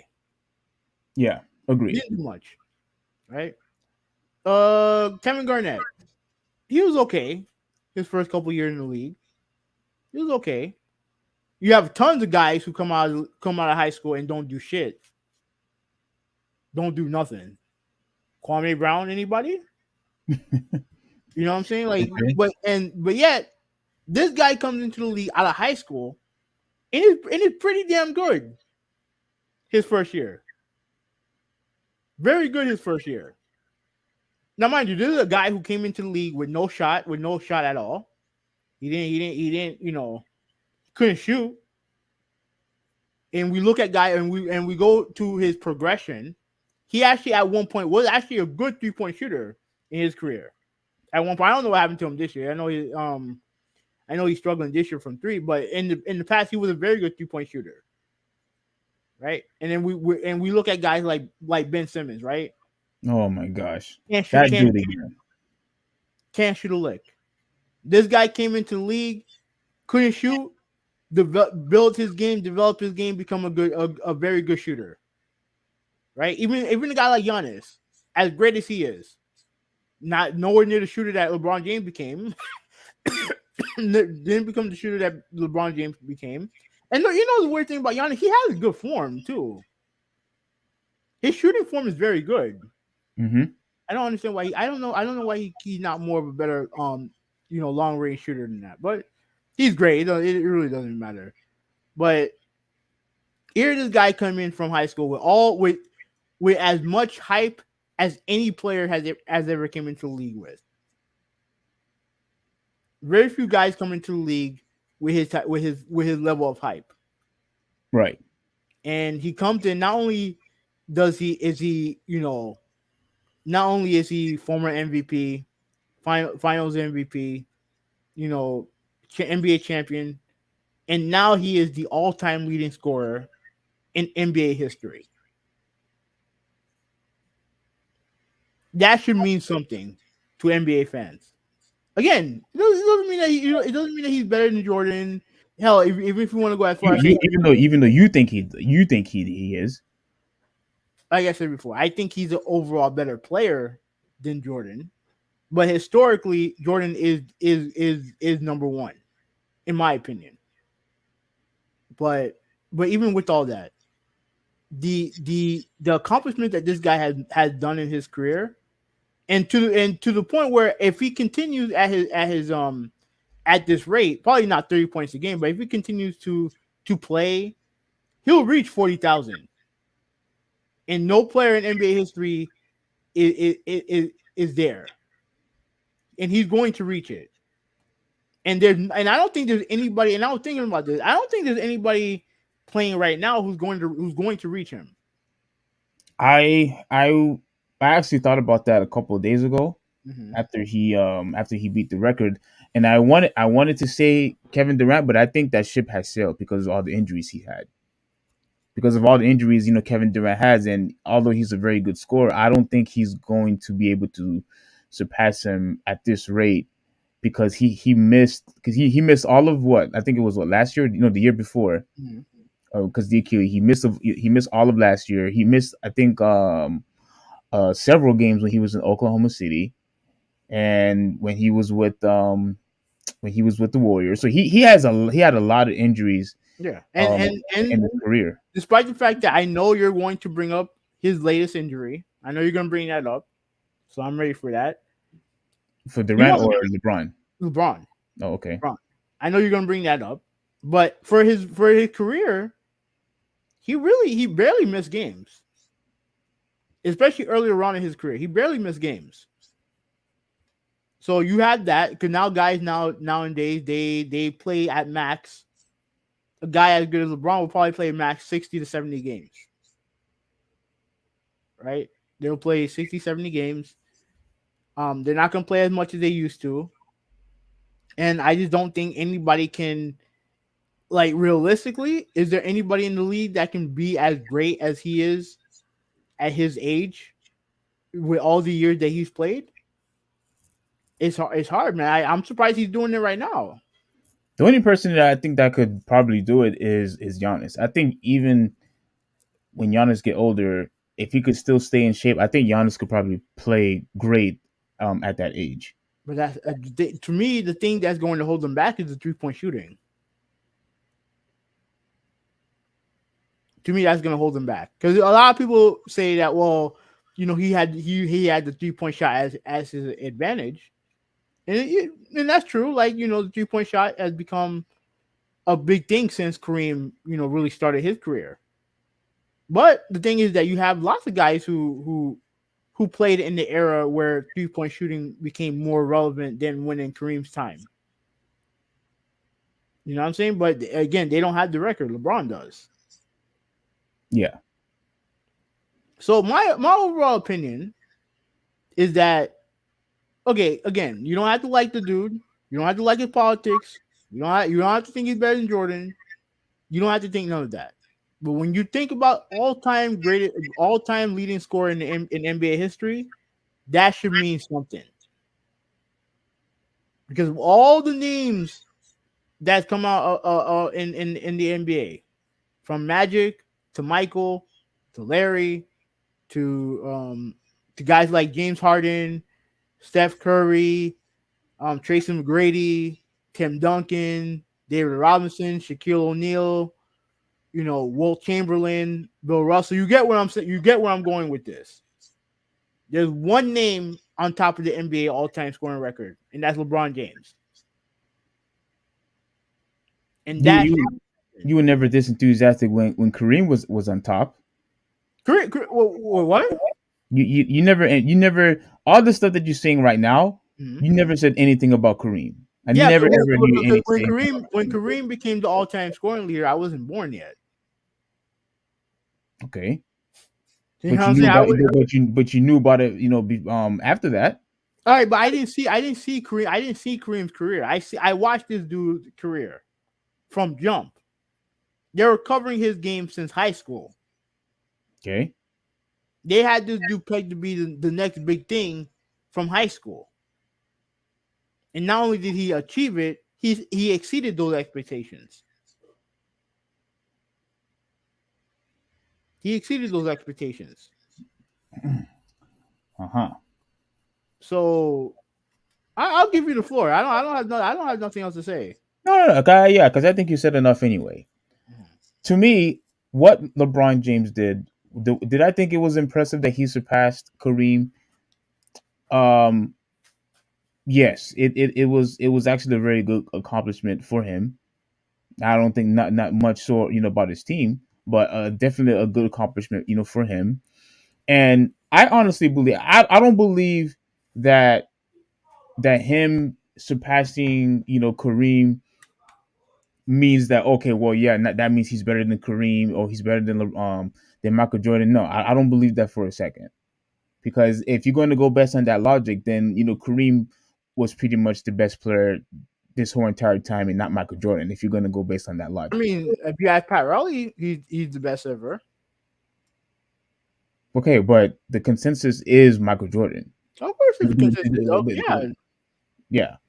So Pat Riley could say, whatever he wants, and he's not the only one. There's other people that thinks that it's Kareem also, and I understand that. He won 6 championships. He won championships from Milwaukee, and he won with the Lakers. I get it, and he had the most unstoppable hook shot that nobody could defend. Like there was just no defending it.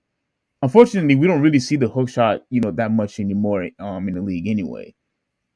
We don't really see that thing anyway. But in my opinion, just because he surpassed him, that still doesn't mean that he's the number one guy throughout NBA history. I still think it's Jordan. Then I put Kareem. Then I put LeBron. And I honestly believe that those two guys, Jordan and Kareem, will never get touched. Never get touched. Now, before Well, he already passed. He's number one when it comes to all time scoring. He's already beaten both those guys. okay, it still doesn't mean he's better. No, that's fine. But when it comes to when you say they'll never be touched, he already when it comes to scoring, he's already surpassed both those guys. Okay, but you only talking about scoring though. Okay. Yeah, you only talking about scoring. You try to be slick with that. You only talking about scoring. Okay. I'm talking about more than that. Now look. I wanted to read this real quick because this is something that you know what? No, you know what? Let me show it on. Let me show what happened on Twitter first, right? Mm-hmm. And this is what I posted on Twitter first.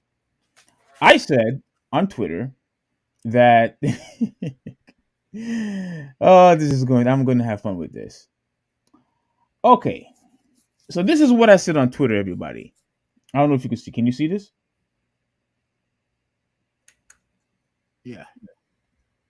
Okay, so So I had the same thing set up. That was actually the topic that I wanted that I forgot. okay, that's the one that you. Okay, so this is after LeBron James shot the ball, and then so I took a screenshot of it. I circled to make sure that everybody got a good look at at AD, and even on the post conference. Like I don't want to play it. Like, I don't want to take forever in the podcast. But this dude was not happy, and pretty much what he said was that he hate losing.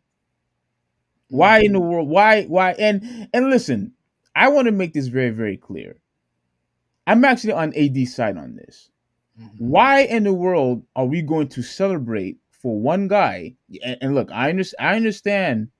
I understand that he. Oh, if you did, you wouldn't be saying that. But go ahead. No. Let me finish first. Let me finish.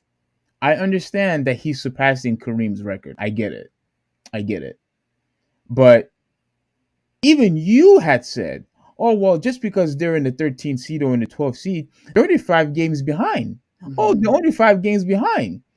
And yet you had an opportunity to win this game because the game was pretty much close the whole entire time. The whole way, the game was really close. You lose the game, and yet everybody's cheering for LeBron James' accomplishment. Despite the fact that they're losing.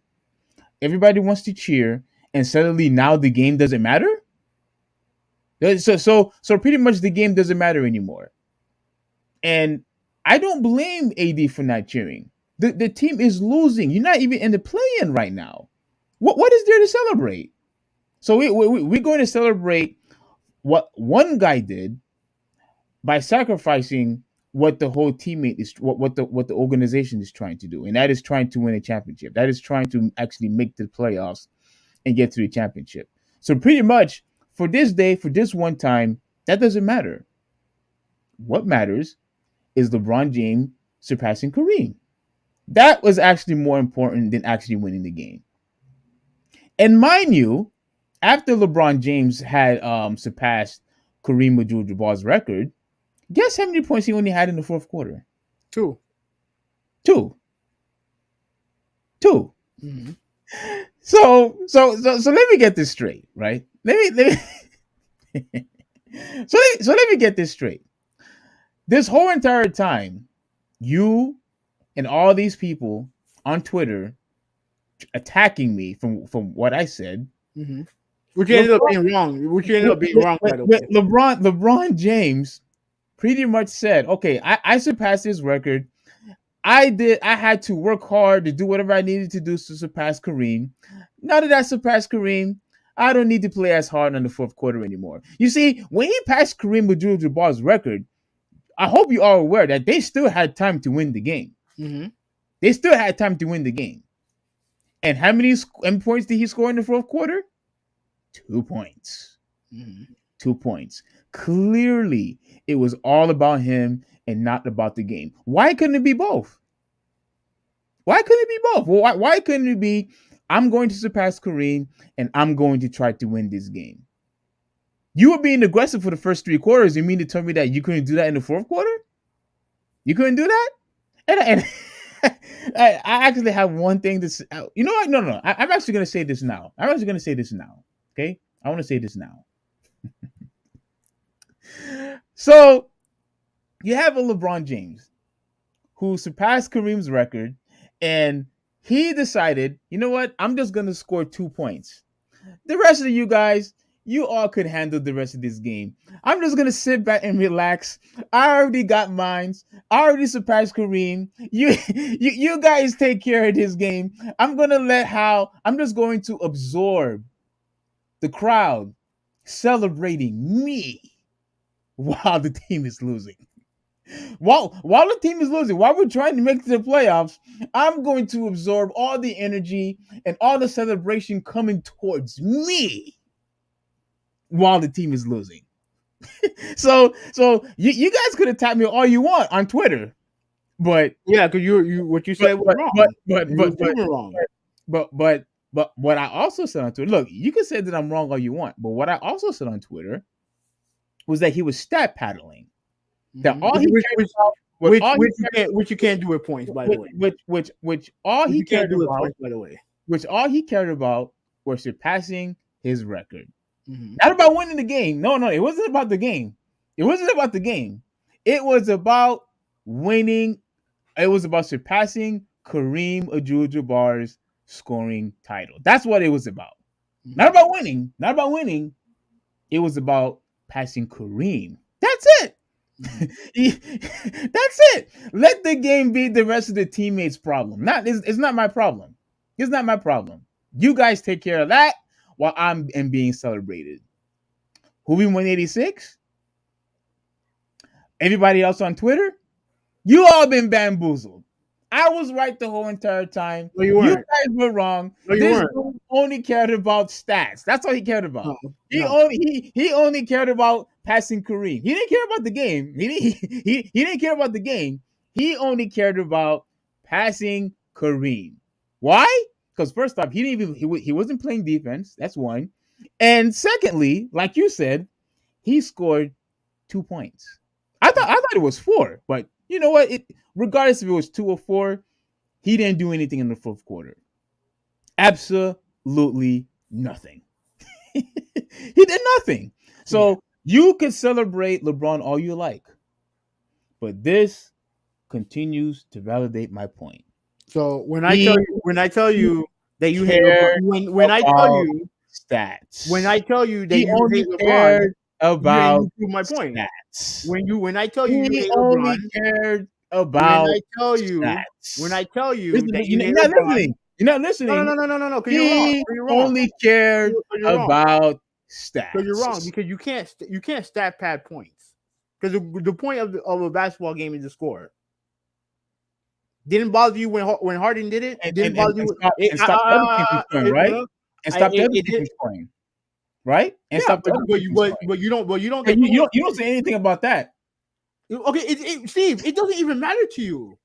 It now. You didn't care about that. It only matters to you now that it's LeBron James. No. Just say that you're wrong. You can say it. No. Swallow your pride. Swallow your pride and say that you were wrong. No, you were wrong. I was right. I'm going to. I am going to systematically destroy every point you made. All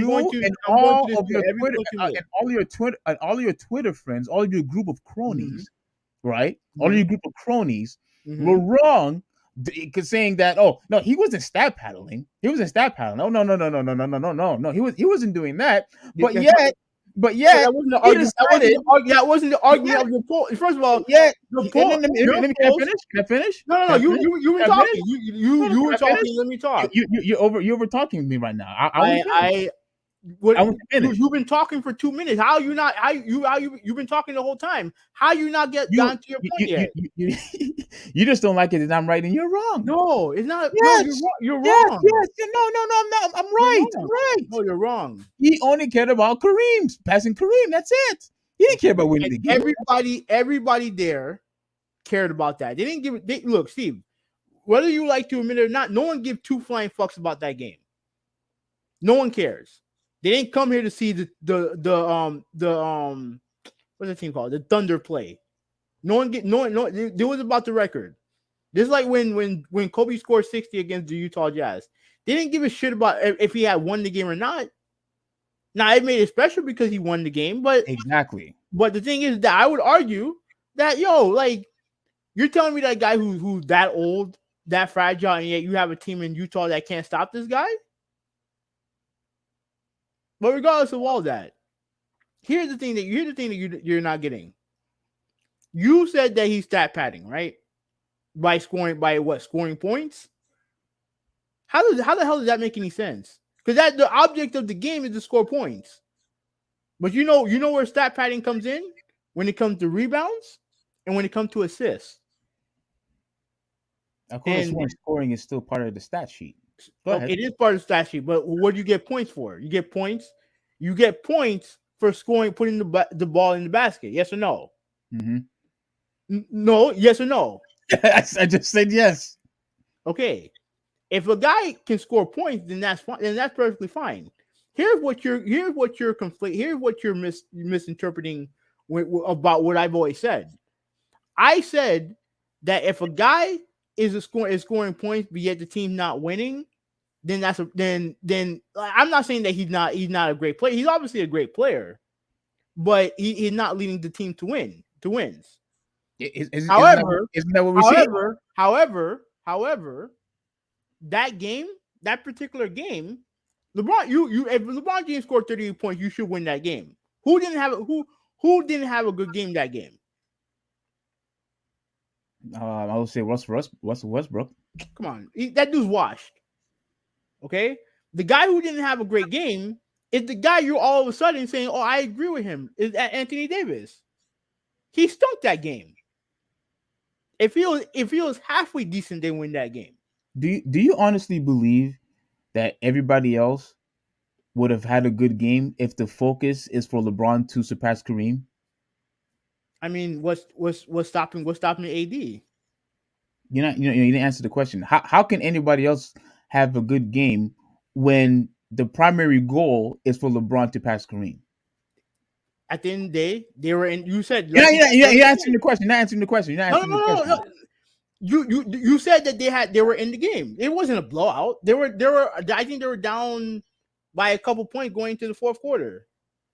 And the person who didn't play well in that game was Anthony Davis. That's when he didn't play well. And I'll get to Anthony Davis in a second, right? But going into your whole diatribe over LeBron and all the other stuff, you stat pad when it comes to rebounds and assists. That's why I don't put as much stock into triple doubles that you do, because at the end of the day, if you're just hunting for rebounds and assists, you're not helping your team. You're not helping your team. You ask anybody who knows basketball about Rajon Rondo and how he used to hunt assists at the detriment of his team. Why do you think it didn't work out for him in Dallas? Because all he cared about was his own personal stats.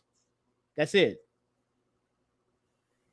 That's all he cared about was their own personal stats. And they didn't bring him there for him to be an assist leader. They brought him there to help them win a championship.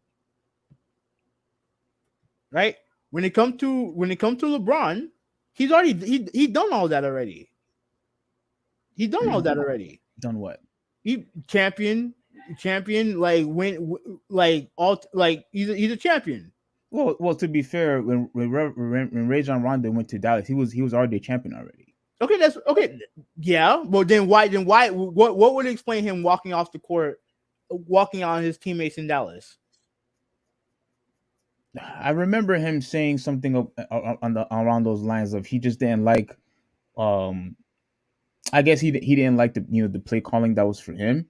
I think he wanted to be the main ball handler and that And why do you think he wants to be the main ball handler? So he could get his numbers. Yeah. Yeah. When you do that, when it comes to assists and rebounds, that's stat padding. Because the one thing with Russell Westbrook that I've always said, that I've always mentioned, is that he will leave his defender, he will leave the guy he's defending to grab a rebound, to chase rebounds. I've always been okay, with that. Okay, but Steve, that's stat padding. Okay, I was always okay with that because if once the opponent shoots the ball and you want to go grab the rebound, I'm fine with that. The part that I did not like is when they would purposely box out from the free throw line so he could get the rebound. That I didn't like. That's stat padding. Yeah, that I didn't like. That's stat padding. But the first thing that you gave, no, I'm okay with that because it's still could be anybody could still grab that rebound. It's competition, to get that rebound because he's going against everybody else. If you know what I'm saying. Okay. But from the free throw line, they're purposely making him get that rebound. Yeah, because they're helping him stat pad. Yes. Right. You really can't do that with points. You can't do that with points. You really can't. So again, wait a minute, but LeBron did that by not trying to score in the fourth quarter because he already got his.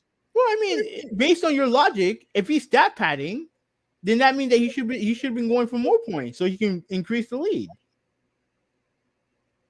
Increase his lead. But the thing is that again, I didn't watch the rest of the game, so I can't comment on what happened. The only thing all I know is that when you have one of your top guys score 38 points, you should win that game.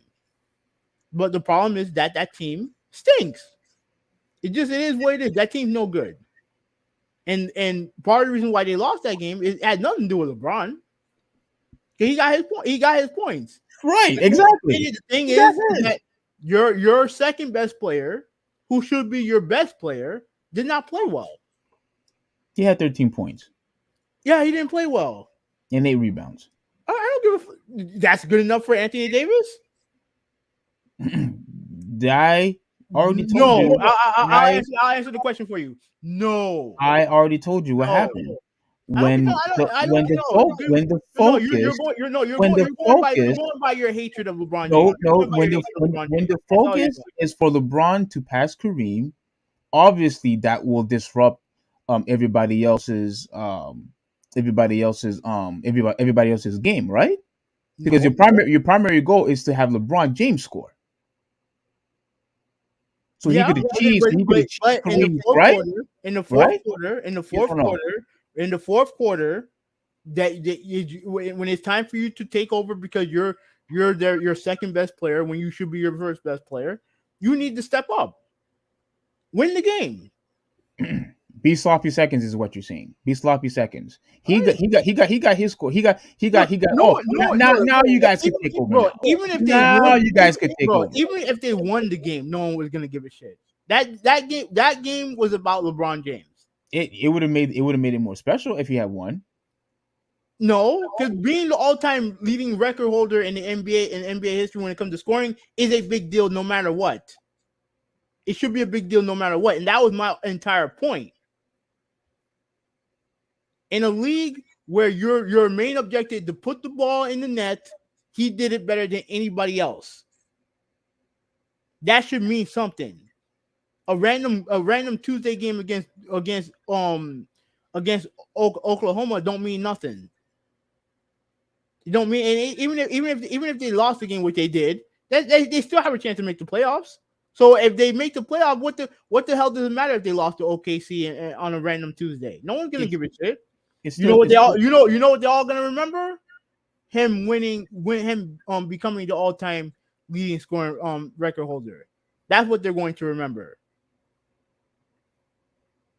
So that was my entire point is recognize greatness when you see it. Recognize greatness when you see it. All right. Yeah, you don't have to like the guy behind it. But if you're a guy who claims to like the sport, recognize his greatness.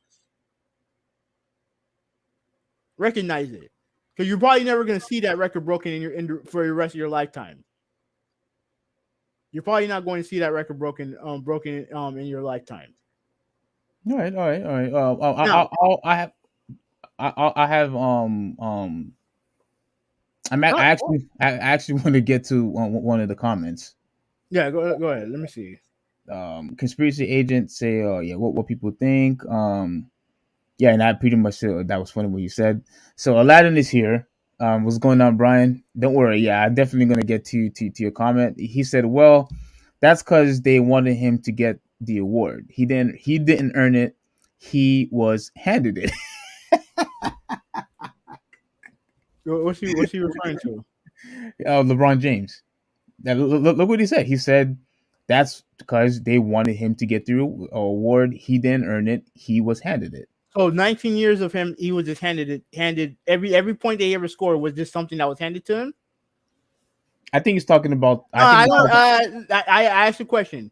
All those years of him scoring, that was all that was handed to him. I think he's talking about the OKC game. And you're talking about a guy who's averaging 30 points a game. If he didn't break it in OKC, he would have broken it somewhere else. But Hoovy, I think what he okay. Do you remember what you said about what we was just talking about Russell Westbrook about his triple doubles and how those it didn't mean anything because the guys are purposely boxing out so he could get the rebound. My thing was him leaving his defenders to grab the rebound. Oh, okay. That was the one that annoys me. Okay, but even with that, don't you think that LeBron James, all those times that he was scoring for the first 3 quarters, don't you think that that's pretty much the same thing? No. Why isn't that the same thing? Because the primary goal was for him to pass the Kareem, not winning the game.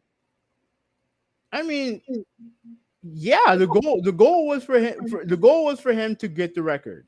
That was the goal, and he was going to get that goal regardless. But that doesn't mean that they stopped playing afterward. They still had a chance to win. And at the end of the day, if you have your second best player play halfway decent, they win the game. Okay, but what I think what he's trying to say is that's why he didn't. It was handed to him that game because all they wanted to do was just have him score to pass Kareem. You think LeBron James has problems scoring 38 points? You think he has a problem scoring 38 points? No, but there's a difference between scoring 38 points and purposely trying to do it by not having anybody else score. And you think LeBron James has a problem scoring 38 points? He's specifically talking about the game. I don't give a fuck about the game. He's not talking about anything else.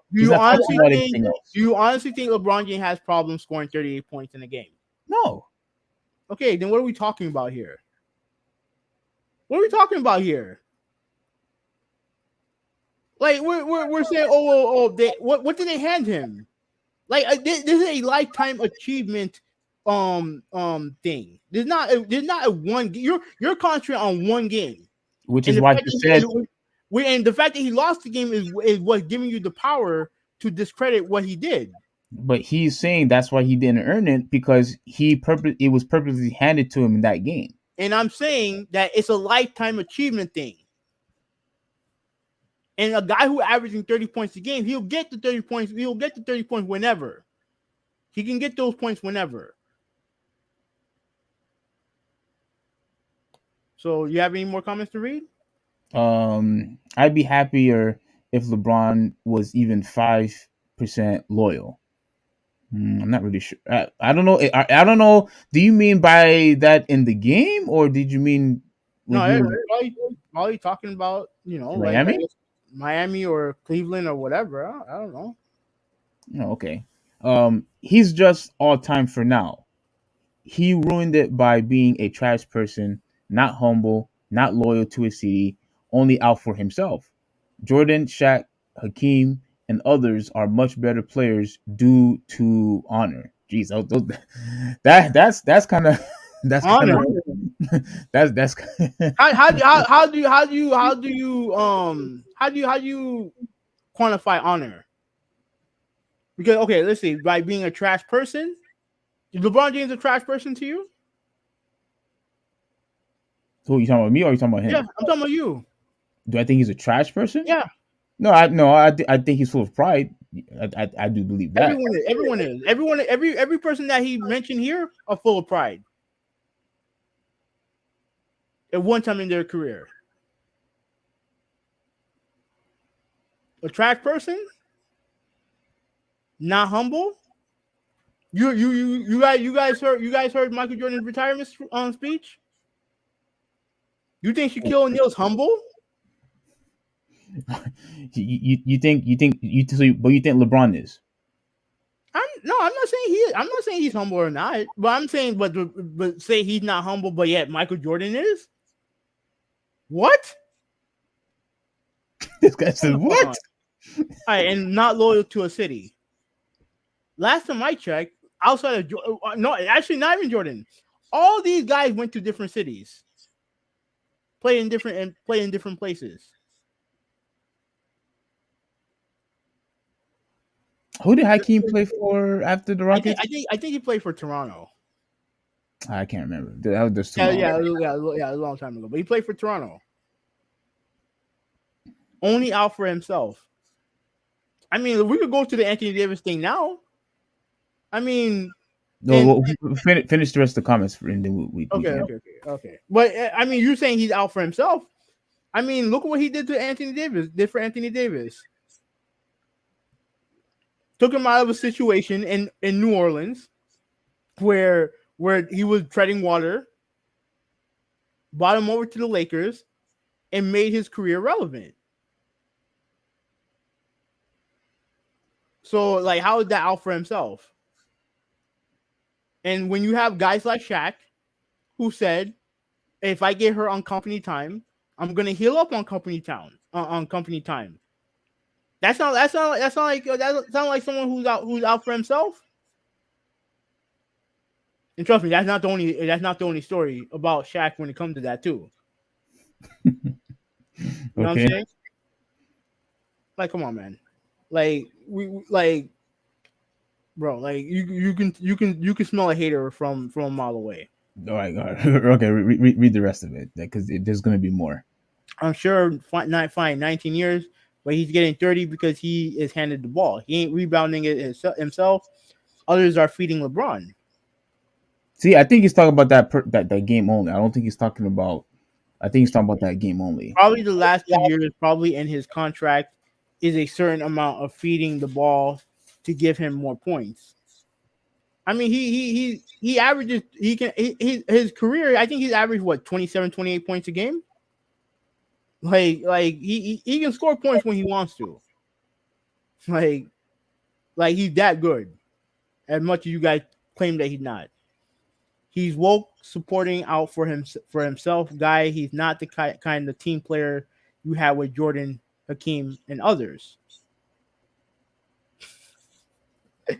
Oh man, because I remember that one time that LeBron James punched a teammate. Oh no, that he didn't do that. Jordan did that.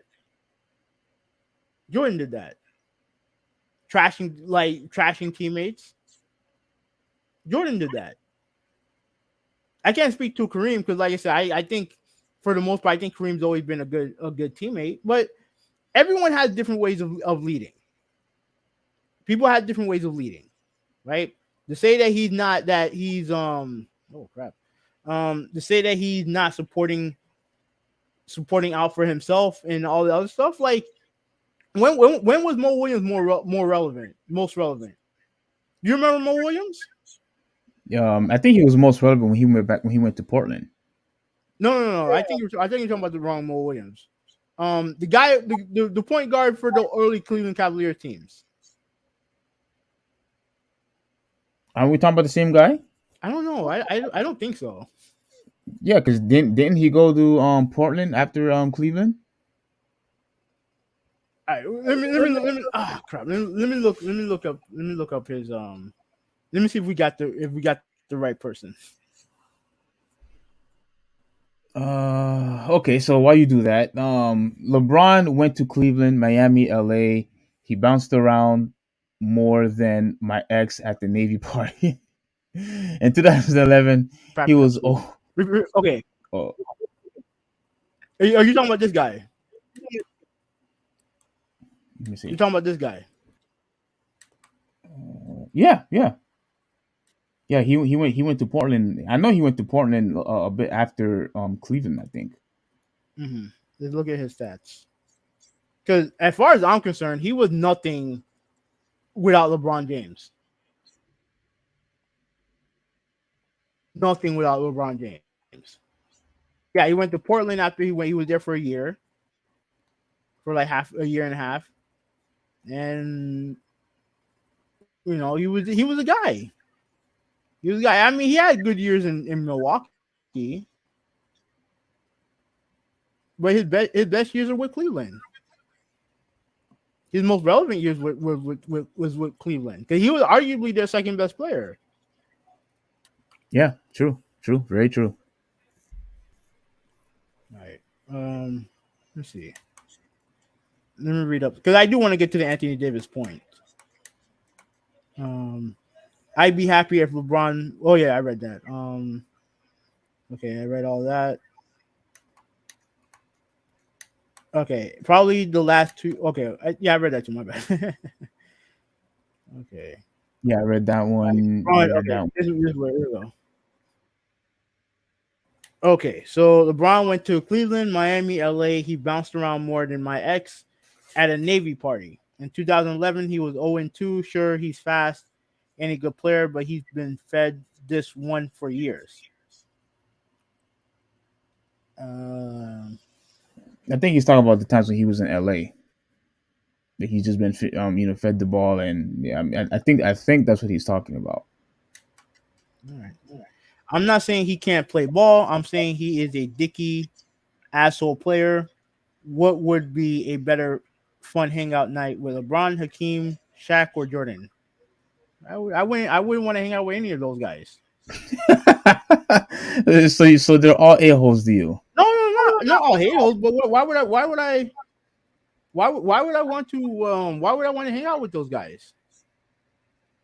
I What relevant is that when it comes to how good of a player how good of a player is he or whatnot?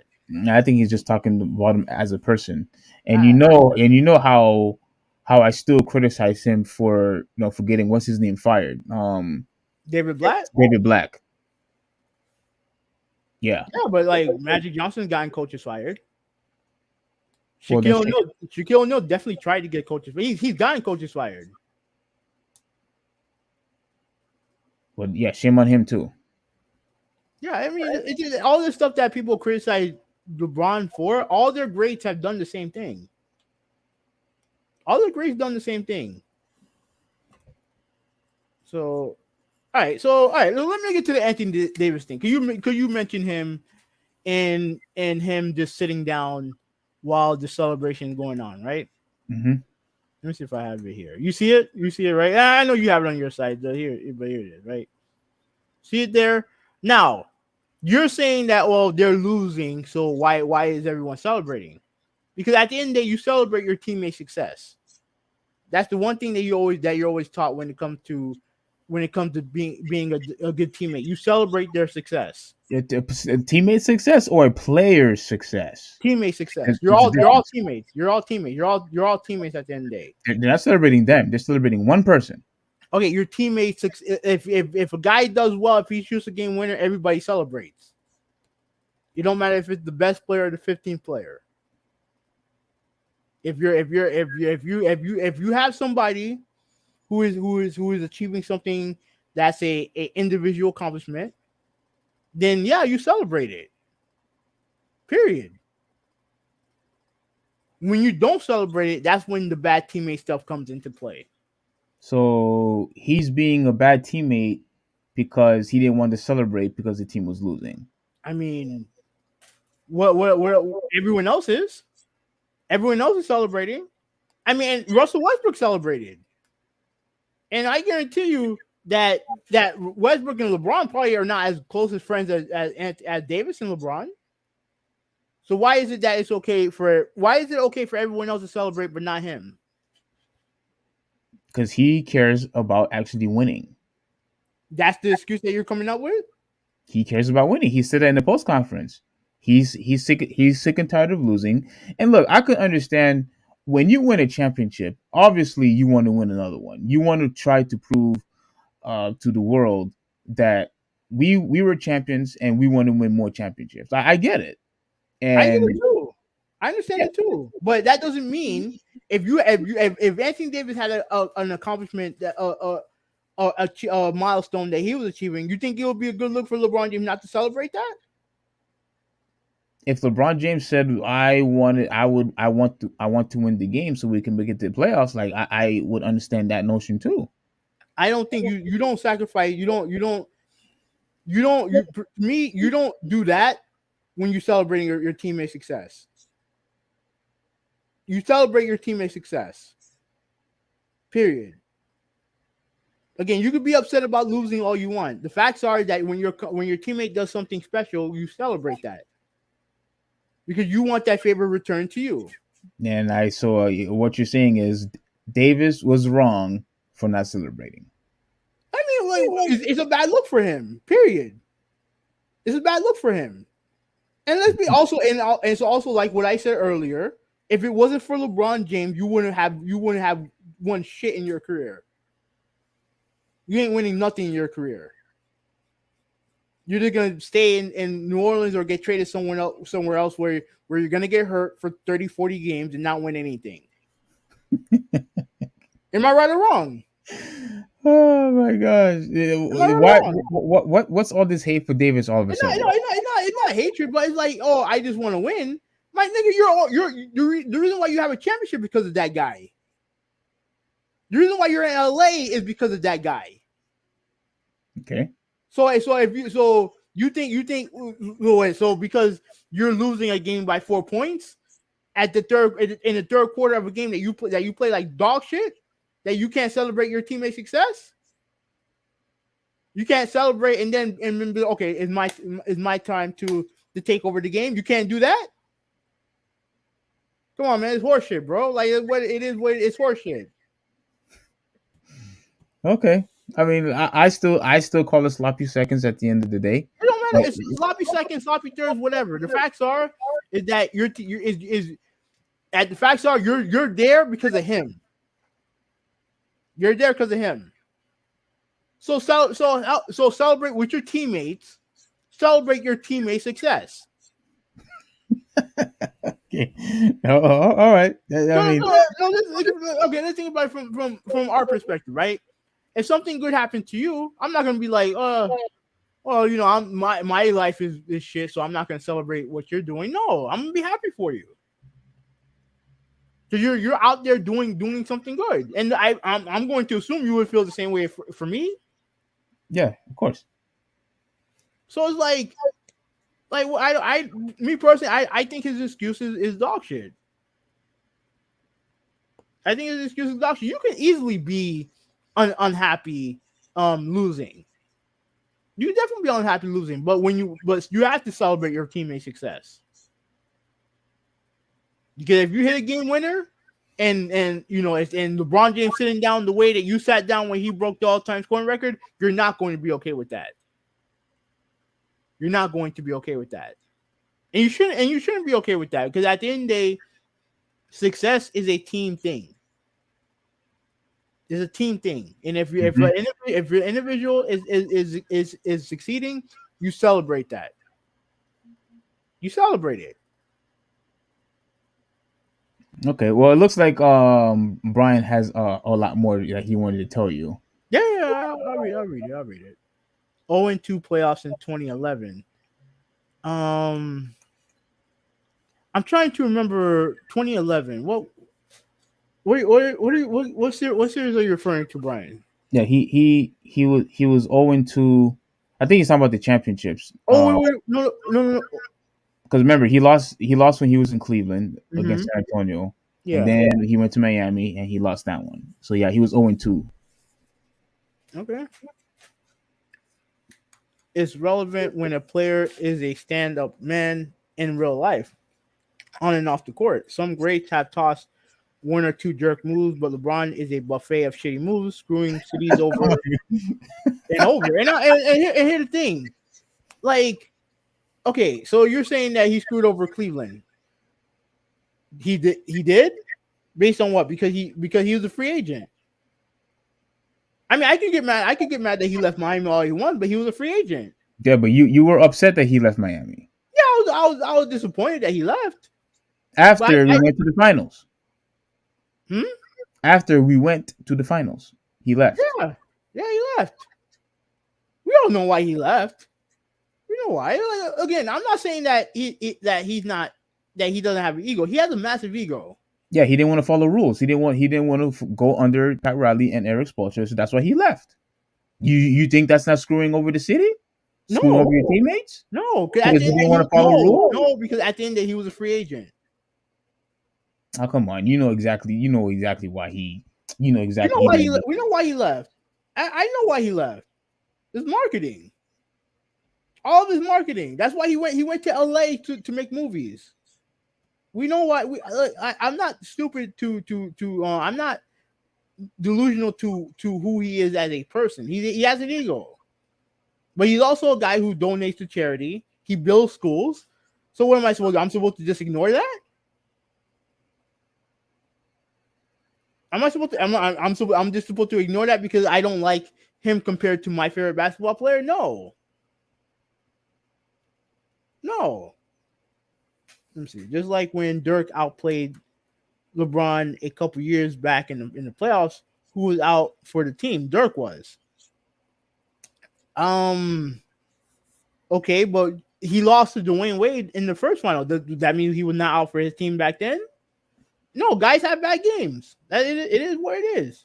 No, but there's a difference having a bad game and having a bad series. You know that. Don't try that. Absolutely, he had a bad series, but that doesn't. But if Brian, let me ask you a question, and I asked you this too.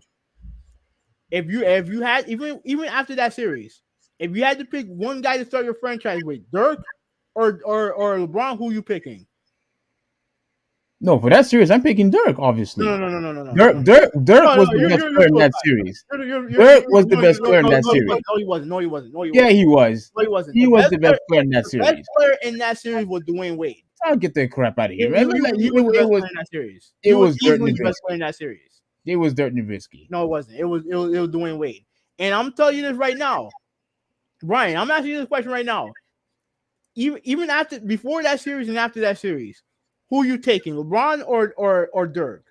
Because I'm gonna tell you this right now: if you pick Dirk Nowitzki, you're getting fired the next year over LeBron James. You're getting fired, my guy. Because we all know who the better player was. In that series, it was Dirk. Yeah, okay, perfectly fine.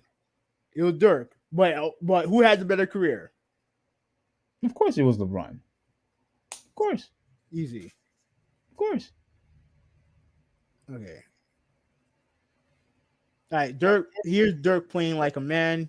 Here's LeBron and Wade making fun of Dirk and lost the championship. That's the kind of dick you're celebrating. LeBron is a punk, fake, point gobbler, not team player. I mean, I don't like that type. Like, oh look, man, Brian, you're hilarious, dude. Oh, no, but here's the thing. Like, I remember that. I remember what they did, and yeah, I don't think it was the right thing to do. But like, you're talking about, you know what, judging people based off of one jerk move.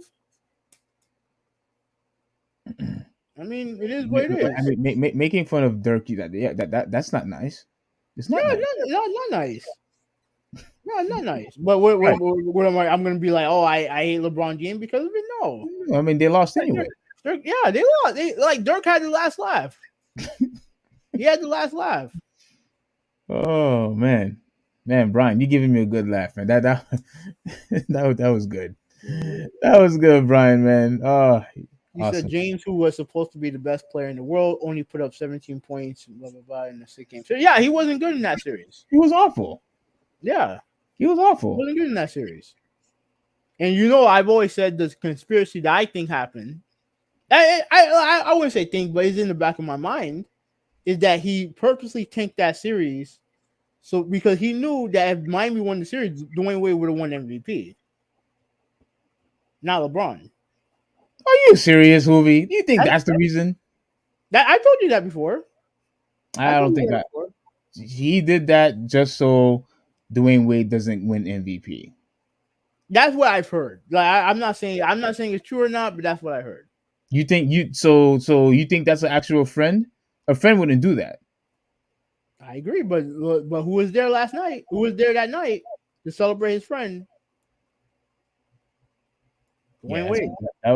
I think you're wrong, but if that truly happened, yeah, that Oh dude no! would. If he did that to me, I would. We be fighting. Like, if he did that to me, I'm just saying. All I'm saying is that that's all. It's just rumor. It's just rumor because but when I tell you that Dwayne Wade was the best player in that series, I he was the best player in that series, in my opinion. If you want to put asses in seats, don't pick Dirk. Yeah, Ruben, that's what Ruben said. I agree.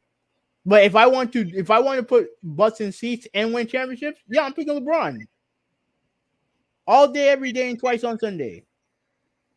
Yeah, I agree. I agree. Asses in seats, put someone else up with better character, build a whole team. I don't want someone younger or better than both of them. I want someone younger and better than both of them. Okay. Yeah, I agree with you there, Brian, for sure. Yeah, I agree. Then he says exactly. Ruben says, "Where is the staff messed with the cooling system?" And he gassed out. I think So he's you're talking about talking, San yeah, Antonio. San Antonio series, yeah, yeah, that was game one, and even with all that, they won game two, and they just got smoked the rest of the series. They just Completely, got completely annihilated. yeah, and that had nothing to do with LeBron. That was just the Spurs being playing the best brand of basketball I've ever seen in my life. Yeah, This ball movement, like this all around the court, hitting threes, and there was nothing anybody can do, bro. You could put. I was gonna say something stupid, but I'm not gonna say it. But you could have put every NBA All Star not on that Spurs team on that court. They would have gotten annihilated by the Spurs. mm-hmm. They were that good. I agree. LeBron tank Wade for MVP. That's a jacket. That's a Jackals player. He was traded. He didn't earn a thing. Jackass. Okay, he's a jackass. That's a jackass player. He didn't. He was created. He didn't earn a thing. We're gonna have to agree to disagree. Joshua, what's good, bro? How you doing? What's going on, nephew? Where's everybody else at, man? Did you send the link to everybody else?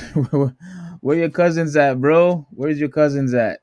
Okay. So all right. So we got off of LeBron James breaking the scoring record, and then the next day, all hell breaks loose. All hell breaks loose. Nah, damn, I don't have the article with me, but yeah, the next day, Kevin Durant gets traded to the Phoenix Suns. Oh Right. my gosh, dude! It was I never seen anything like this before. Never seen anything like that. But yeah, go ahead, go ahead. All right. So let me get to the article. Let me see. And I mean, well, let me ask you, why I look for this article? Why I look for this article? Now we okay. Who is the worst super team ever? Nets Oh, okay, uh huh. or those Lakers team with Shaq with not with Shaq with Dwight, Kobe, Steve Nash, and did I say Kobe? Dwight Howard Oh yeah, and Paul Gasol. yeah. I'm still gonna have to say the Nets, and the reason why it's because they had multiple chances, right? They had their chance with James Harden, then he leaves. Then they had their chance with Ben Simmons. That dude sucks. And even with him playing bad, that team was still winning. They went up to like I think the third seed or close to the second seed. Yeah, they were a fourth seed when they traded Durant. They were a fourth seed, Right. and in the span of what, like a week, a fourth seed gets rid of their top two players. That dude, that is just it's funny, but that's crazy to me. That's I crazy. bro, I till this day am still in disbelief that you had not one. Well, you had three elite players on your squad. Three, and you get rid of all three.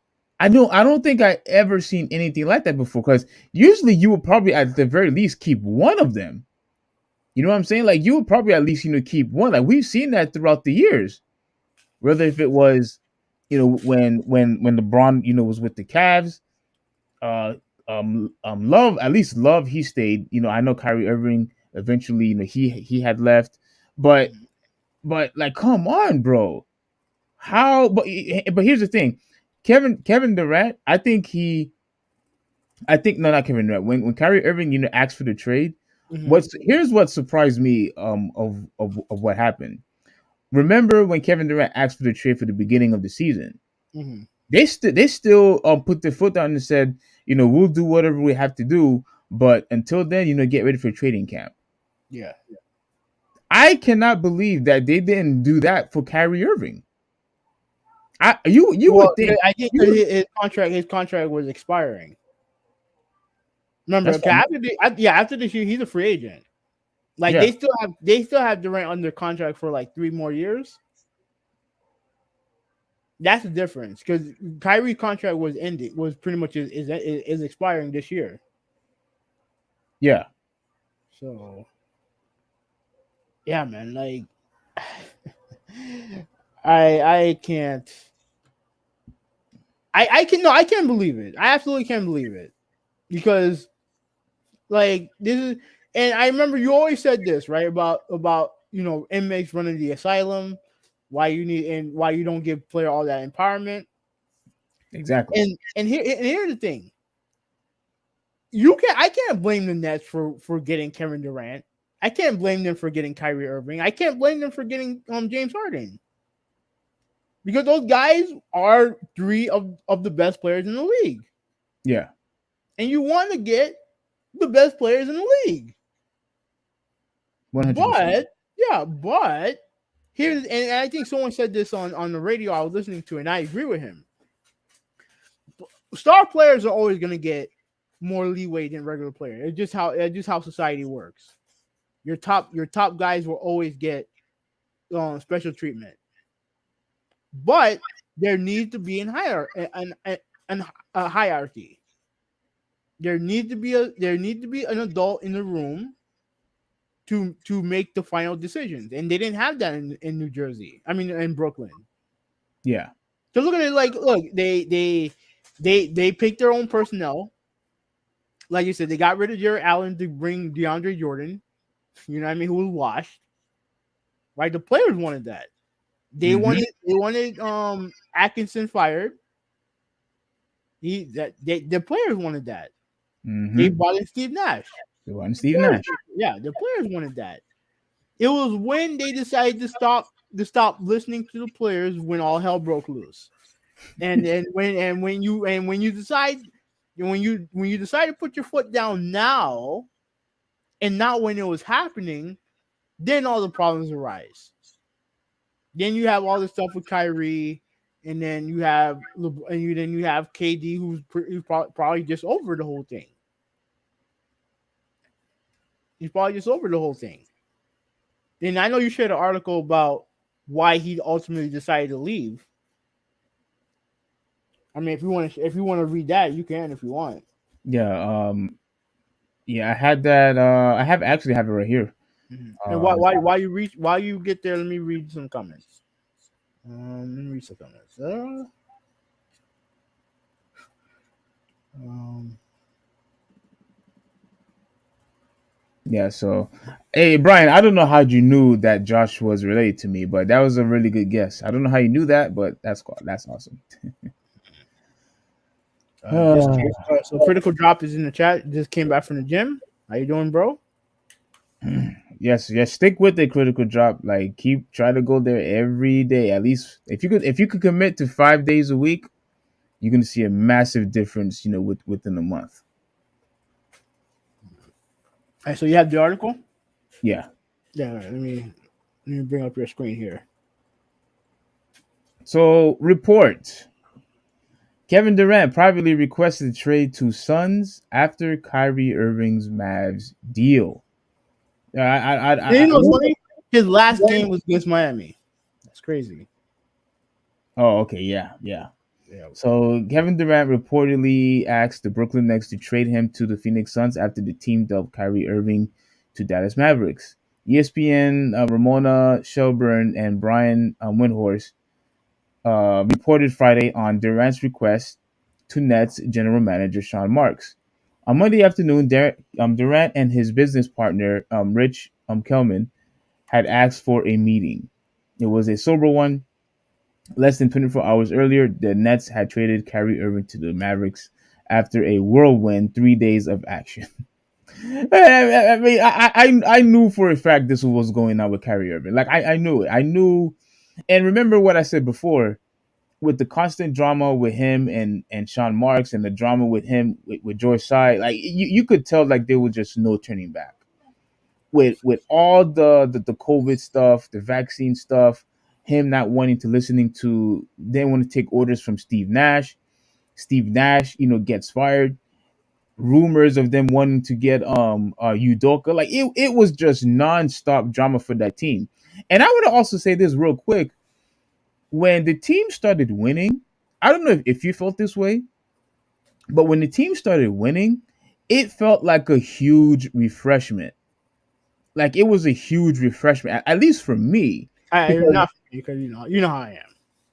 it was a huge refreshment for me because it was just nothing but constant drama and controversy with this team and actually less about basketball. Mhm. But when you saw that they were actually making a huge run, people were actually saying, you know what, this team could actually make it to the finals. Now, I Yeah. still thought that it was going to be Boston or Milwaukee. I still think those two were going to win no matter what. But at the very least, they were in the conversation again. They were But in the conversation the again. Kyrie Irving contract was always going to be a sticking point. I guarantee you that even if they were the 1 seed, if Kyrie Irving was not going to get his extension, he was going to request a trade. Even if they were in the 1 seed. Mm-hmm. Hmm. But I think if they were in the 1 seed, they couldn't be that stupid. I think they would have given them a good contract if they were in the 1 seed. So anyway, so now Durant was repeating the words he had said on the eve of free agency last June that had turned the NBA on its side for weeks. Again, Durant told Marks he wanted to be traded. Only this time, Durant specifically asked to be traded to the Suns. What fascinated me Mm-hmm. was that I thought that this time when Kyrie Irving wanted to ask for a trade, Kevin Durant wanted to ask for a trade, I thought that they would have, said, something, we're going to trade you to where we want to. We're sick and tired of taking orders from you. Mm-hmm. I'm actually surprised that they actually fulfilled his request. Yeah. And what also surprised me was that they got rid of those two, but yet you keep Ben Simmons. That's the one that they have left. Ben Simmons. You decided to get rid of your elite players, but you keep Ben Simmons. I don't understand that logic. Help me understand how does that make any type of sense. I would listen. You don't even have to give me a star. Just give me a decent role player for Ben Simmons at this point, because you see the production that he gave in Philadelphia. You see that he didn't want to play for that team anymore. He comes to your team, he doesn't want to play. Now he's saying that he's constantly being hurt. At this point, you're just gonna have to cut your losses. I mean, you're trying to rebuild anyway. You got rid of everybody, and you got a whole bunch of picks back. So at this rate, I don't understand. Look. I'm not a general manager. I don't understand all the ins and outs of what goes inside and the business portion of it. And I'm pretty sure maybe his contract has something to do with it. But if your goal now is to pretty much start from scratch, I don't understand why you keep Ben Simmons for. He has a contract that's not that you can't move that contract. They traded for it. They traded for that contract for whatever reason, and now they're stuck with it. And now everybody else is saying we don't want that. But All right. yeah. So all Uh, right. So but so I'm gonna read this one last portion. yeah. Let me see. Where was it? After Brooklyn set Harden. Yeah, we know about that one. Um, Actually, you know what? No, all right. Let me just read this one here. Okay, so it was Phoenix. It was Phoenix. Jake Fisher of Yahoo Sports wrote, even before Durant requested a trade from the Brooklyn Nets last June, mere minutes before the NBA 2002 free agency period began, word had already spread amongst personnel.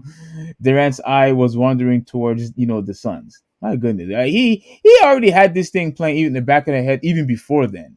Right, he had already had his eyes on Phoenix Suns, from the very start. It seems like. It's easy to see why he would like to join Phoenix from the basketball perspective. The Suns have a star core four of KD, Chris Paul, Devin Booker, and Ayton. They would well be a Western Conference favorites. And to me, now that the Western Conference is not as dominant like they were in recent past, I could very see them, making it to the finals. I could see it because I think with the whether it's against the Grizzlies or if it's against the Nuggets, I think there's good enough, to beat both teams. To be both teams, like, do you think they're capable? I just watched Denver beat Miami today. Denver's a good team. They are. They're a very good team. Obviously they have Joker, but they also have Murray. I know Murray didn't play because I think he got an injury, but he's gonna be like if Murray's out there healthy, they have a lot of good players on that team. They have a lot of good players on that team, and Okay. so but it makes Phoenix a favorite. It definitely does. The only thing and I found it. The only thing that might persuade me to not pick them is because of this. Durant's son's debut will have to wait as he recovers from an MCL sprain. I think at this point this dude is just gonna constantly keep getting hurt. Well, the injury that he got there, that was an accident because I think Jimmy fell on his leg. Jimmy Butler fell on his leg. Oh yeah. Okay. So it wasn't like a one of those like injuries where he's been playing because like what happened with what's going on with Zion right now. Like that, I'm more worried about that than the MCL sprain that Durant suffered. Yeah, how did Zion even get that? Do you remember? Aggravated his hamstring. Yeah, I think it happened during the game, and recently they said that he re-aggravated the injury.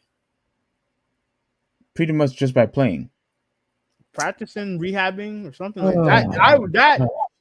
That would worry me because I mean, you look at what the team was when he was there, and then you look at what's happening to them now. Like it sucks. Yeah, it sucks because I thoroughly enjoy watching him play. Yeah, absolutely. Me too. Yeah, so I don't know about that, but yeah, I was gonna ask you, well, what do you think about the Phoenix Suns' chances now? Me, I think they are a contender in the West. They have to be. Yeah. With the guys they have on the court, like they have to be. The only thing is that Chris Paul, that dude, he's now getting older. He's constantly getting hurt, and do I still think he's a? I mean, I still think he's an all-star. To be honest with you, like I know he's been hurt, but I still think he's at least he didn't make it to the all-star team this year. But now you have Devin Booker, who's a year older. You have DeAndre Ayton, who's still, I think he's still good. And now you bring in an MVP in Kevin Durant. No Yeah, more excuses. No more excuses. You brought him there to win a championship. This is a move that you do when you want to win a championship. So there you go. yeah. There you go. I still personally I still think Denver is better than them. I think Denver is better, Hmm. but they had the firepower to be they had the firepower. Yeah, They had, and I think I want to wait a couple more games to see where what I would rank them if because Dallas, dude, those two guys playing together is, I mean, I know you might disagree with this, but when you saw the dominance, at least offensively with Kyrie and Kevin Durant, I pretty much saw the same thing when it came to him and Luca. I mean, those two guys pretty practically nearly score, averaging 30 points per game. yeah, Like, so they played together. So they actually played together the last game. So I didn't get a chance to see it. yeah, but they were talking about how crazy.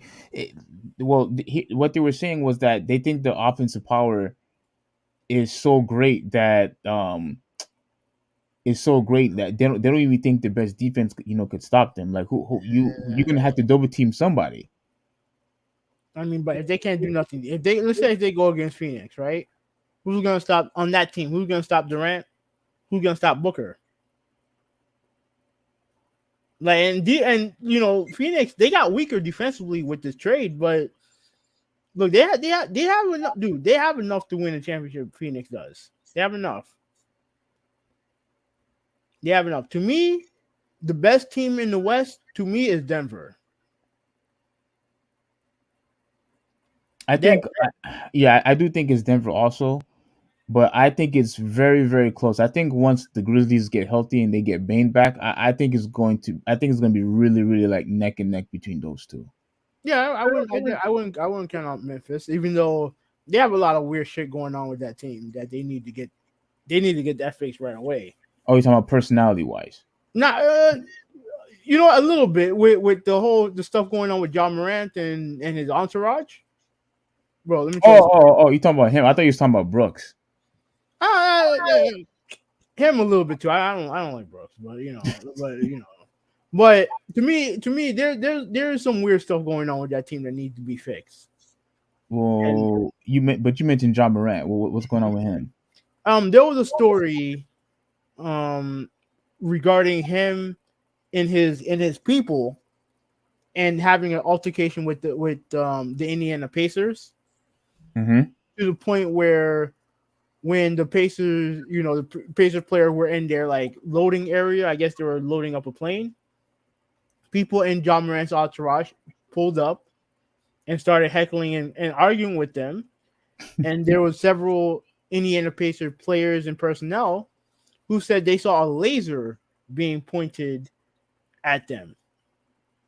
A laser. Now, mind you, it could be a pointer laser or it could be a laser from a gun. Man, oh man, I cannot believe I missed that one. Yeah.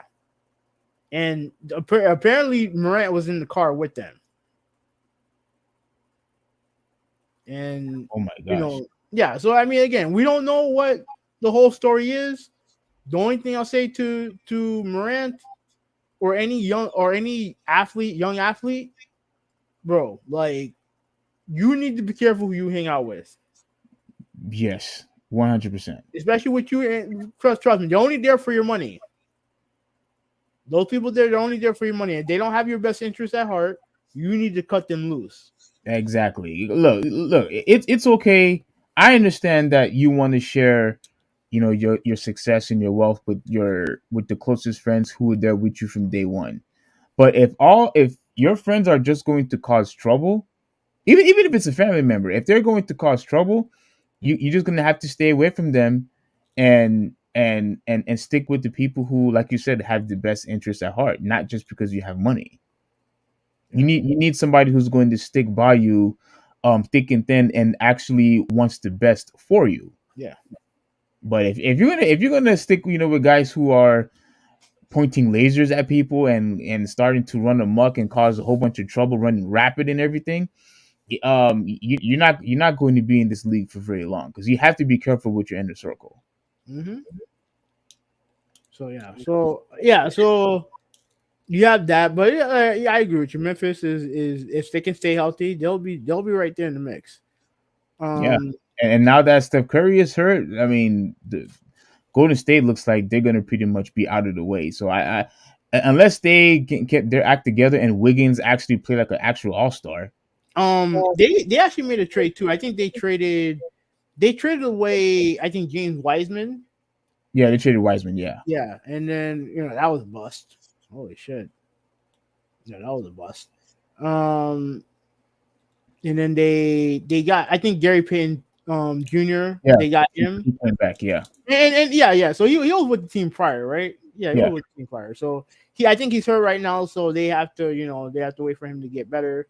Um, the other real interesting trade happened with the Lakers and mainly with who they got rid of, which is Russell Westbrook. Mm-hmm. So technically, right now, he's with the Utah Jazz, but they can do a buyout to where they buy out the rest of his contract, and then he's free to go to any team he wants. Yeah, Now, but with a buyout, I thought it was half of his contract. No. no, they just have to come to an agreement onto what the how much they'll pay him to so that he can get released from his contract. So let's say if he has like $37 million left in his deal, if they want to pay him the $37 million and he agrees to get out of the deal, then you're good to go. Right, they'll pay him. Yeah, to get out of the contract. Yeah. I don't understand. Like, maybe you might know, but I never understood why teams would trade for a guy just to buy him out. I never understood that logic. Pretty much to get the money off the books. That's it. When you're getting ready for like free agency, so that contract no longer on your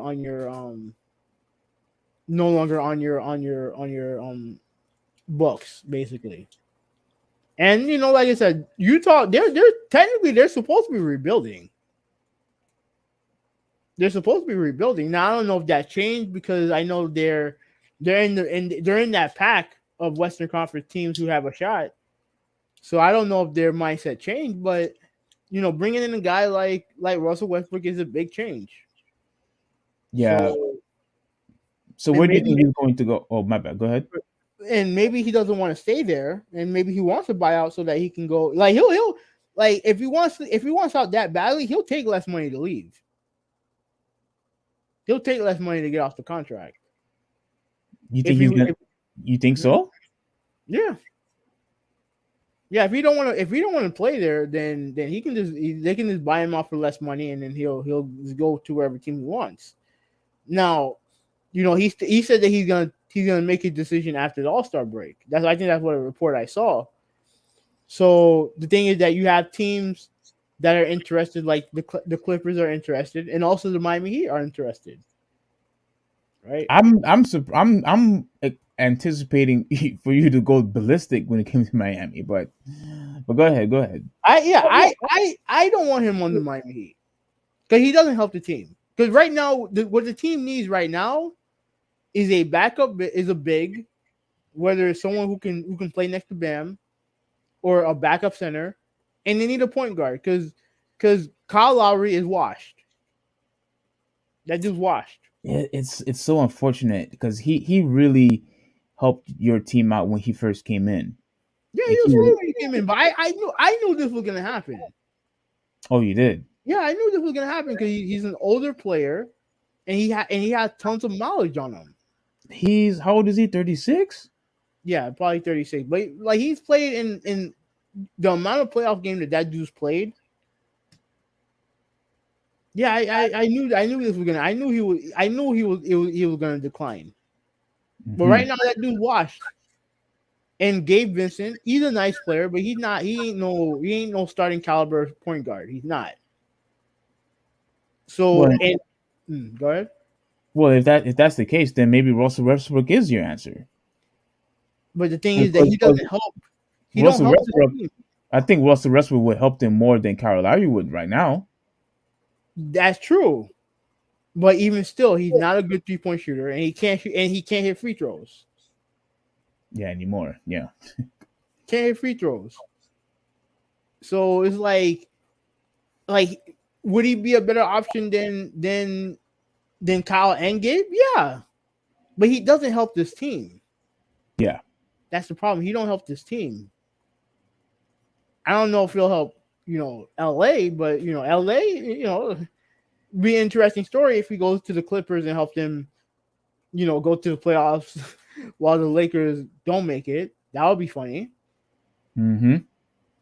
You know what I mean? But I don't know, man. I don't know. So you don't want him in Miami. Cause he don't help the team. If he was someone who helped the team, then I would be all for it. I would be all for it. Cause I remember when we got Goran Dragic, right? When we got him, dude, and you know how many guys we have about 4 players for him. None of them are NBA caliber players. Mm-hmm. None of them were. They were all like basically G leaguers, and the only thing that we really gave up was draft picks. That's it. Yeah. And we were ecstatic because this was the first year that after LeBron leaves, right? We're okay, but we're like in the middle of the pack, right? We're like around 500, and we think that okay, we bring in a very good point guard in Goran Dragic, and now we're gonna go after LeBron, right? We're gonna go after Cleveland and go after LeBron, and then the next day Chris Bosh gets sick. Yeah. So I remember that. Yeah. yeah, but and to me, I don't think Westbrook helps the team in what they need. They need 3-point shooting because we can't hit threes, and they need a big. And obviously he's not a big, but we need 3-point shooting, and we need good point guard play. And I don't think he provides either one. Yeah. It was. Did you read? Did you hear about how the Lakers had to trade him because of what was going on in the locker room? I heard that report. That he was quote a vampire in the locker room. Oh yeah. Okay. This is the last thing I wanted to say. Mm-hmm. Because I remember how you kept on talking about, it's wrong for people calling him Russell Westbrook, Mm-hmm. and now you have people calling him a vampire, just sucking the blood out of the locker room or sucking the energy out of the locker room. So I haven't heard any complaints about them calling him a vampire. The reason why is because one, I don't care about the Lakers, but to me, I don't know if the report is true or not. I don't know if it's true or not. I think it has something to do with him constantly being, playing on the bench, and he doesn't want to be a bench player. Yeah, but he done the job well. I remember there was a report like a day before he got traded, that was completely unfair to Westbrook. Was when they were talking about how he had a brief confrontation with the head coach Darvin Ham, Mm-hmm. right? And the thing is that what happened, that was the only thing that people picked up. What they didn't pick up was that they were seen later on that night dapping each other up. That didn't get no headlines. What got the headlines was him arguing with the coach. Really? Yeah. Hmm. So if this report about him being quote a vampire to the locker room, I don't know if that report's true or not. I don't know if that report's true or not. Yeah, I mean, I don't know if that report is true either. I just think that but the thing is, I don't understand why they would even make something like that up. Like, why would they constantly, bring that up into his name and To justify trading him. To justify trading him.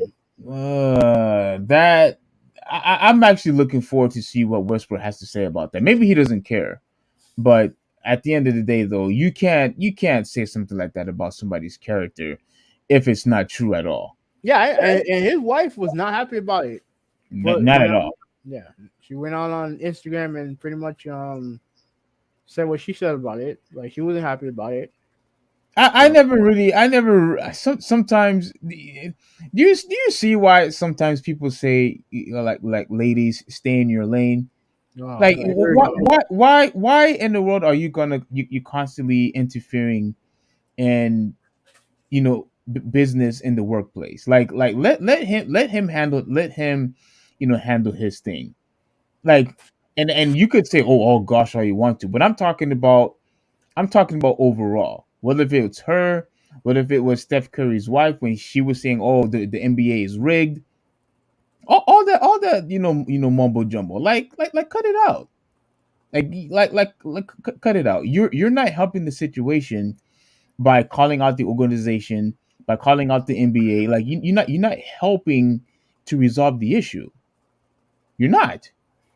So, although you don't like it, but this is a prime example of why people say, "Yo, like, stay out of the guy's business." Like, this is his bread and butter. This is how he makes his money.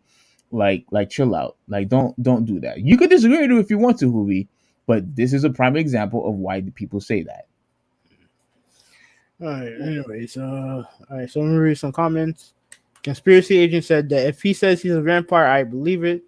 There's concrete evidence that he is. What? Oh, that rumor is very random. Malta's here. How you doing, Malta, man? You're a bit late, bro. What's going Yeah, on? this is not like you, Malta, bro. This is not like you at all, man. What happened? All right, so shout out to him. Well, shout out to you though, man. Shout out to you. Conspiracy agent continues. His wife was upset because the team probably knew too much since their occult. All right, man. I don't know how to pronounce that word. I apologize. They can't know vampires exist. Other white people will hunt them. Okay. I mean, you have anything? You have any? Is there anything else you want to talk about before we go? Um. I think. Oh. I know. I already know what your response is probably going to be. I could be wrong, but your response is probably going to be, I don't give a crap about this dude. I don't know why I want to talk about this dude. Are you happy with what the Lakers did to Patrick Beverly? Trading him to the Orlando Magic? Hmm.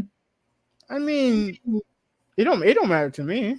Nah, that's the exact type of response I was expecting from I you. mean, because is he with the team now, or did they buy him out, or what did they do? Well, I think the team is planning on actually waiving him. Yeah, From what I heard, like they were going to waive him, and he will pretty much go to wherever he wants. Um, I'll be real with you. He's a better fit for Miami than Westbrook is. Westbrook averages more points than he does.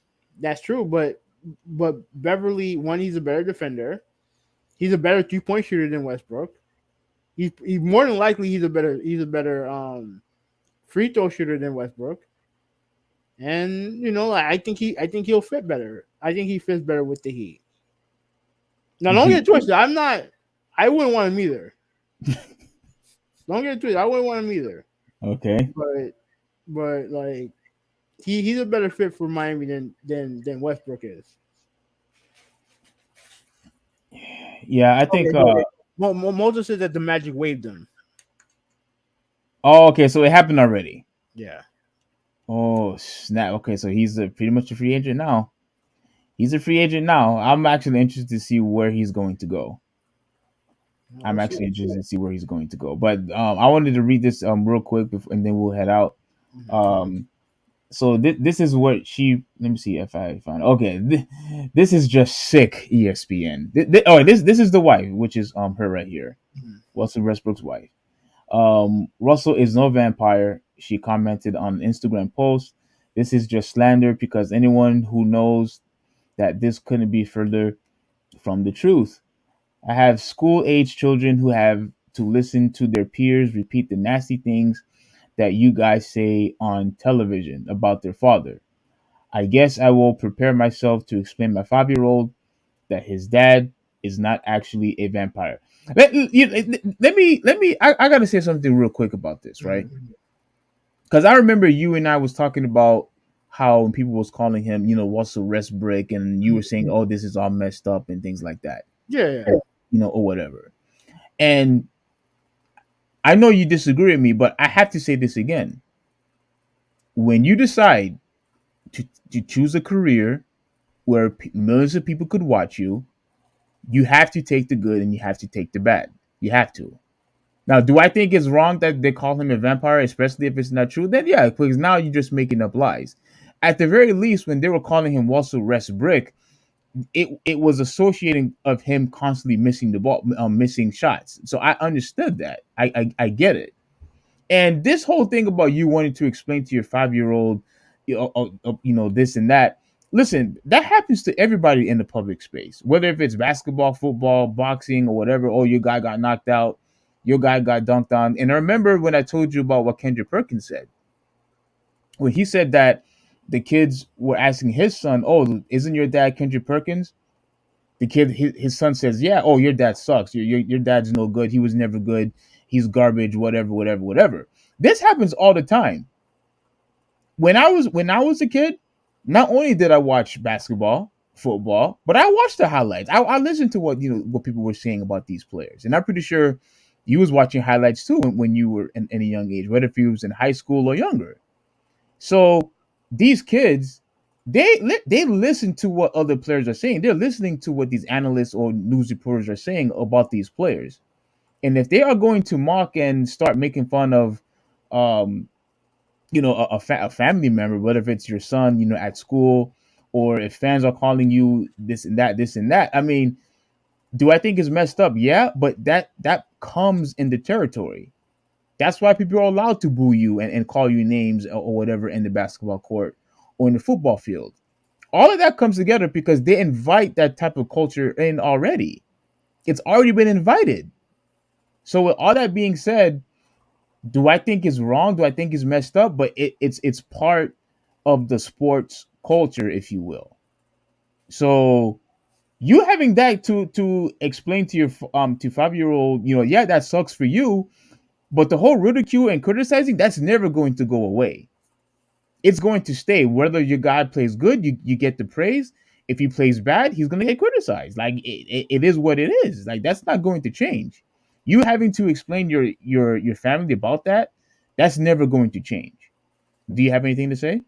No, I don't agree with you, but like it's not something that I want to get into an argument over because ultimately, it is what it is. Like I said, we don't know if the report is true or not.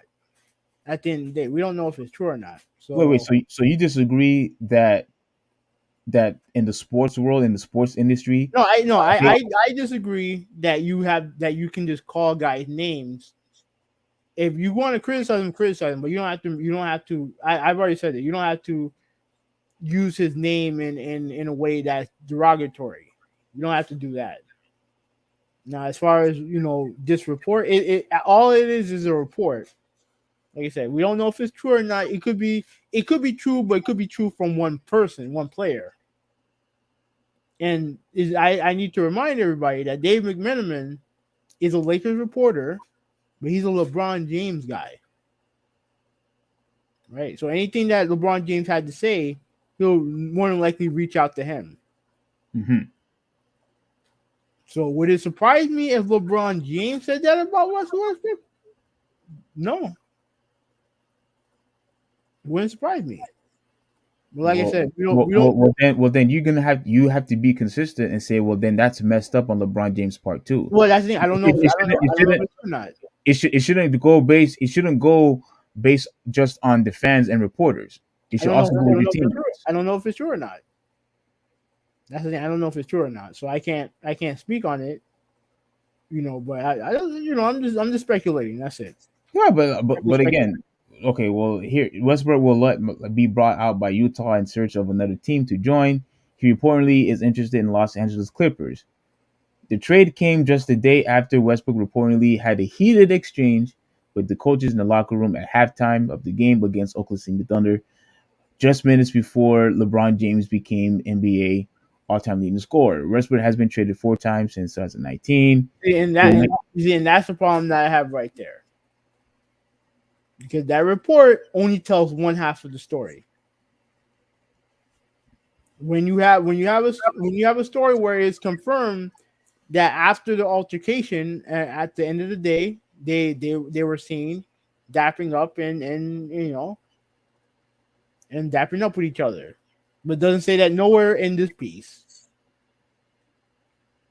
No, So, no, no. It doesn't say that. But look, at the end of the day, he's gone now. And even though you disagree with me, I still believe that once you decided to take a career that's in the public sphere, you have to take the good and the bad. You have to take the no, no, praises. there always is good and bad when it comes to. I agree with you there. I agree with you there. All I'm saying is that, like I said, I don't have a problem with criticism. What I have a problem with is some of the nastiness of some of the criticism. That's what I have a problem with. I mean, look, I mean, like, but the standard has to be applied for both. If fans are allowed to boo and say that you suck, you're no good, and whatnot, why can't reports and sports analysts say the same thing? They can, but if a player decides to clap back at them, they don't have the right to complain. They're doing their job. That's what they're No, doing. no, They're no. doing Their their job, job. their job is to analyze the game, not to take personal shots at players. You But we wait, know wait. that a lot. We know a lot of these guys on TV don't know how to analyze a game. They're just there to for sound bites. I mean, look. When Charles Barkley called Anthony Davis street clothes, people was calling him street clothes. When Skip Bayless was calling Westbrook, or LeBron James, the chosen one, the frozen one. Like, look, all this, and Stephen A. He's a big person of calling people a bum and all this other stuff. Look, this happens throughout the whole everywhere in the sports world. It happens, and as long as if you're going to call somebody a particular name, as long as it's with an associate with the game and how you play, look, it's all fair game in my opinion. It is. And to me, the whole thing with Russell Westbrook calling him a vampire, if he was truly sucking energy out the locker room and people were just not getting along anymore and it was affecting the teammates, then it is what it is, man. It is what it is. But if it's just a lie, Even if it's not true. not if it's not true of what you said, I want to address what you said. Mm. If it's not true, and they're just doing it just so they could justify trading him. They were just making up something to justify. Yeah, that's just being that's just slander. And for you to do that, that is just like it's a false representation of the individual. And you freaking pretty much lied to the whole entire organization. You lied to the fans. You lied, to sports media. You lied to everybody. I mean, that's what his wife was doing on Instagram. But you're saying, oh, she needs to stay in her lane. Yeah. Because if what they're saying is true, there's nothing that she could do about that. Right, but okay, but what if they're lying? If they're lying, then yeah, that's messed up on their All part. right, okay, then but you're saying that she. So when can she defend her when can she defend her husband? Well, I think when it comes to with your job, well, if it's the NBA, the NFL, etc. When it comes to your job, they need to handle that. Having your friends or your brother or your wife or whoever come in and interfere with in the game that you're not even involved with. Like I think you have to stay in your lane. But that doesn't just go with the wife. That goes with friends. That goes with family. Stay in your lane. Let them handle their business the way they have to do it. Like when other people get involved, you're just complicating the whole situation. You're not solving anything. In my opinion, this is just my opinion. Okay.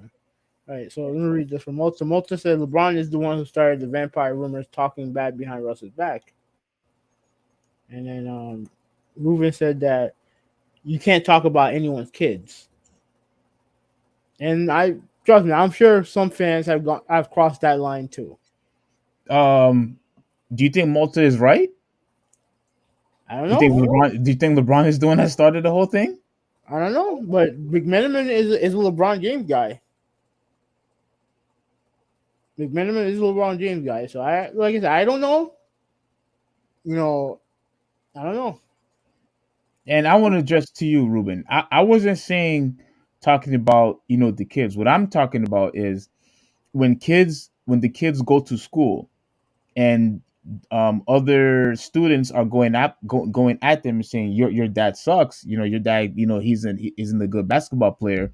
All of that still comes part of their territory because their fathers is on public display. So when they see that their kid's father isn't playing good basketball, the other kids are going to make fun of his kid. I mean, that's just how it is. Unfortunately, it's wrong because they have nothing to do with the basketball game. But unfortunately, there are. That's just how it's going to happen. Like it just comes with the territory. If you know what I'm saying. All right, well, on that note, I'm done. Yeah, I'm done. I'm done too. I'm done too. Like I enjoyed the podcast. I enjoyed talking about how right I am with all about LeBron James stat paddling, and you No, were you wrong. no, you weren't. No, you And no, you and, and you and your group, and you know what I'm going to do also? I'm going to take a little small clip of that rant, and I'm going to look for that tweet to show you and your group of cronies were wrong the whole entire time. no. You said your main point was that no one was going to care, and that clearly that did not happen. AD didn't care. No, he didn't care. He should be the one that should care the most because he wouldn't be nothing without LeBron James. Yeah. All right. Well, you could do with your roll call now. I'm still going to do it to prove that you guys were wrong. But I'm going. And you're gonna get roasted once again. And when you get roasted, I'm gonna point to this podcast and be like, "Yo, listen to the podcast. You want to hear this man talk about his awful his awful takes? You want to hear it live in person? Here you go. Go ahead. Yeah, you could do that. But I'm still right that he was stat paddling. Okay. Ruben, thank you for watching. Well, let me read a couple comments from him. I see where you're coming from. I think referring to you. This cast makes me want to give Hogwarts a try. I mean, look. I mean, if you're interested in give it a try, like me, I don't care. I don't give two shits about Harry Potter, so I ain't interested. Yeah, like I said, I don't really care about Harry Potter at all. And but I will admit the game does look good. I still can't believe that review gave it a 1. And when this once this podcast is over, like I'm gonna do my clip thing and I'm gonna look at other reviews about that game because there's just absolutely no way that thing deserve a 1 out of 10. Absolutely not. But yeah, I'm not interested. I was never interested in Harry Potter. I was never interested in Lord of the Rings. I'm not interested in Hobbit. I'm not interested in Golden Compass. I'm not interested in any of those movies. Enchanted, all of that, Hocus Pocus. I don't care about none of that. It's just not really my thing. But if somebody is giving it to me for free, if I could borrow it, I'll definitely give it a try. But I'm not buying it. I'm not. All right, so Ruben, thank you for watching. Malta, thank you for watching. Let's go up. Conspiracy Agent, thank you for watching. Brian, Critical Drop, thank you guys for watching. Joshua, thank you for watching. Let's see. Let's scroll up here. Torian, thank you for watching. Rudolphi, thank you for watching. And finally commenting on the YouTube channel. Yeah, I have to give you some credit, Rodolphe, and I'll buy you your DiGiorno pizza for actually and your stupid hot pockets too. If you want me to buy you some hot pockets, I'll I'll gladly buy you that also because you actually did the one thing that I think you would never do and actually partake in the chat. Yeah, he's the one that made the suggestion. So what suggestion? About Hogwarts. It was his article, right? That's right. Yeah, good job, Rodolphe. Yeah. All right. So yeah. Thank you for watching. Go ahead. Yeah, I'm actually when people give me articles and whatnot, I really do appreciate you guys because I didn't know anything about that article. Like Hoovy said he knew about it, but I never knew anything about it. But I'm glad that we actually have an opportunity to talk about it, and I am in shocked that Hoovy is actually interested in talking about other people's requests. Chris, thank you for watching. Let's see. Isaac, thank you for watching. Nolan, thank you for watching. So that's about it. Like I said, I think you're missing somebody. no, I got everybody. You didn't get F. Yeah, I did. I said F. Oh, you said F. Okay, all right, you got him. All right, so then you get So, everybody. yeah. So like I said, we don't like Saturday. I think we might do a show on Saturday. At least I hope so. Yeah, we are. All right. So yeah. So we'll have that, and yeah, man. So we'll see you Saturday, and then we'll be back here Monday for another podcast. So on that note, this is 186. I'm out. Yeah, so once again, you guys have been great. And for those of you that are still here, I keep forgetting, I should bring this up in the beginning of the podcast. But if you guys have a chance, if you could give us a quick like, and if you want to share on Twitter or on IG or on Facebook or on Snapchat, whatever other app that you utilize, that would be awesome. I will greatly appreciate that. So that way we can continue to make more. Um, but yeah, with all that being said, yes, this is the Traditionalist 101. Oh, we will do the show Saturday based on the Tekken ranking, and we will also discuss a couple of gaming topics regarding E3 and Nintendo and etc. So it's going to be a really good Saturday show. So please come in and partake, give us your opinions, give us your take, and it'll be great. So this is the Traditionalist 101 signing out. Let me read a couple more comments. Conspiracy agent said that Stephen A. Smith is a werewolf, and Nolan said that he thought he was a skinwalker. And I mean, I did tell you that Stephen A. is a snake, and I still think he does what he did to Max Kellerman. But go ahead. no, what he is, he's a bottom feeder. That's what Stephen A. is. He's a bottom feeder. Look it up if you don't know. Wait, he's a bottom feeder.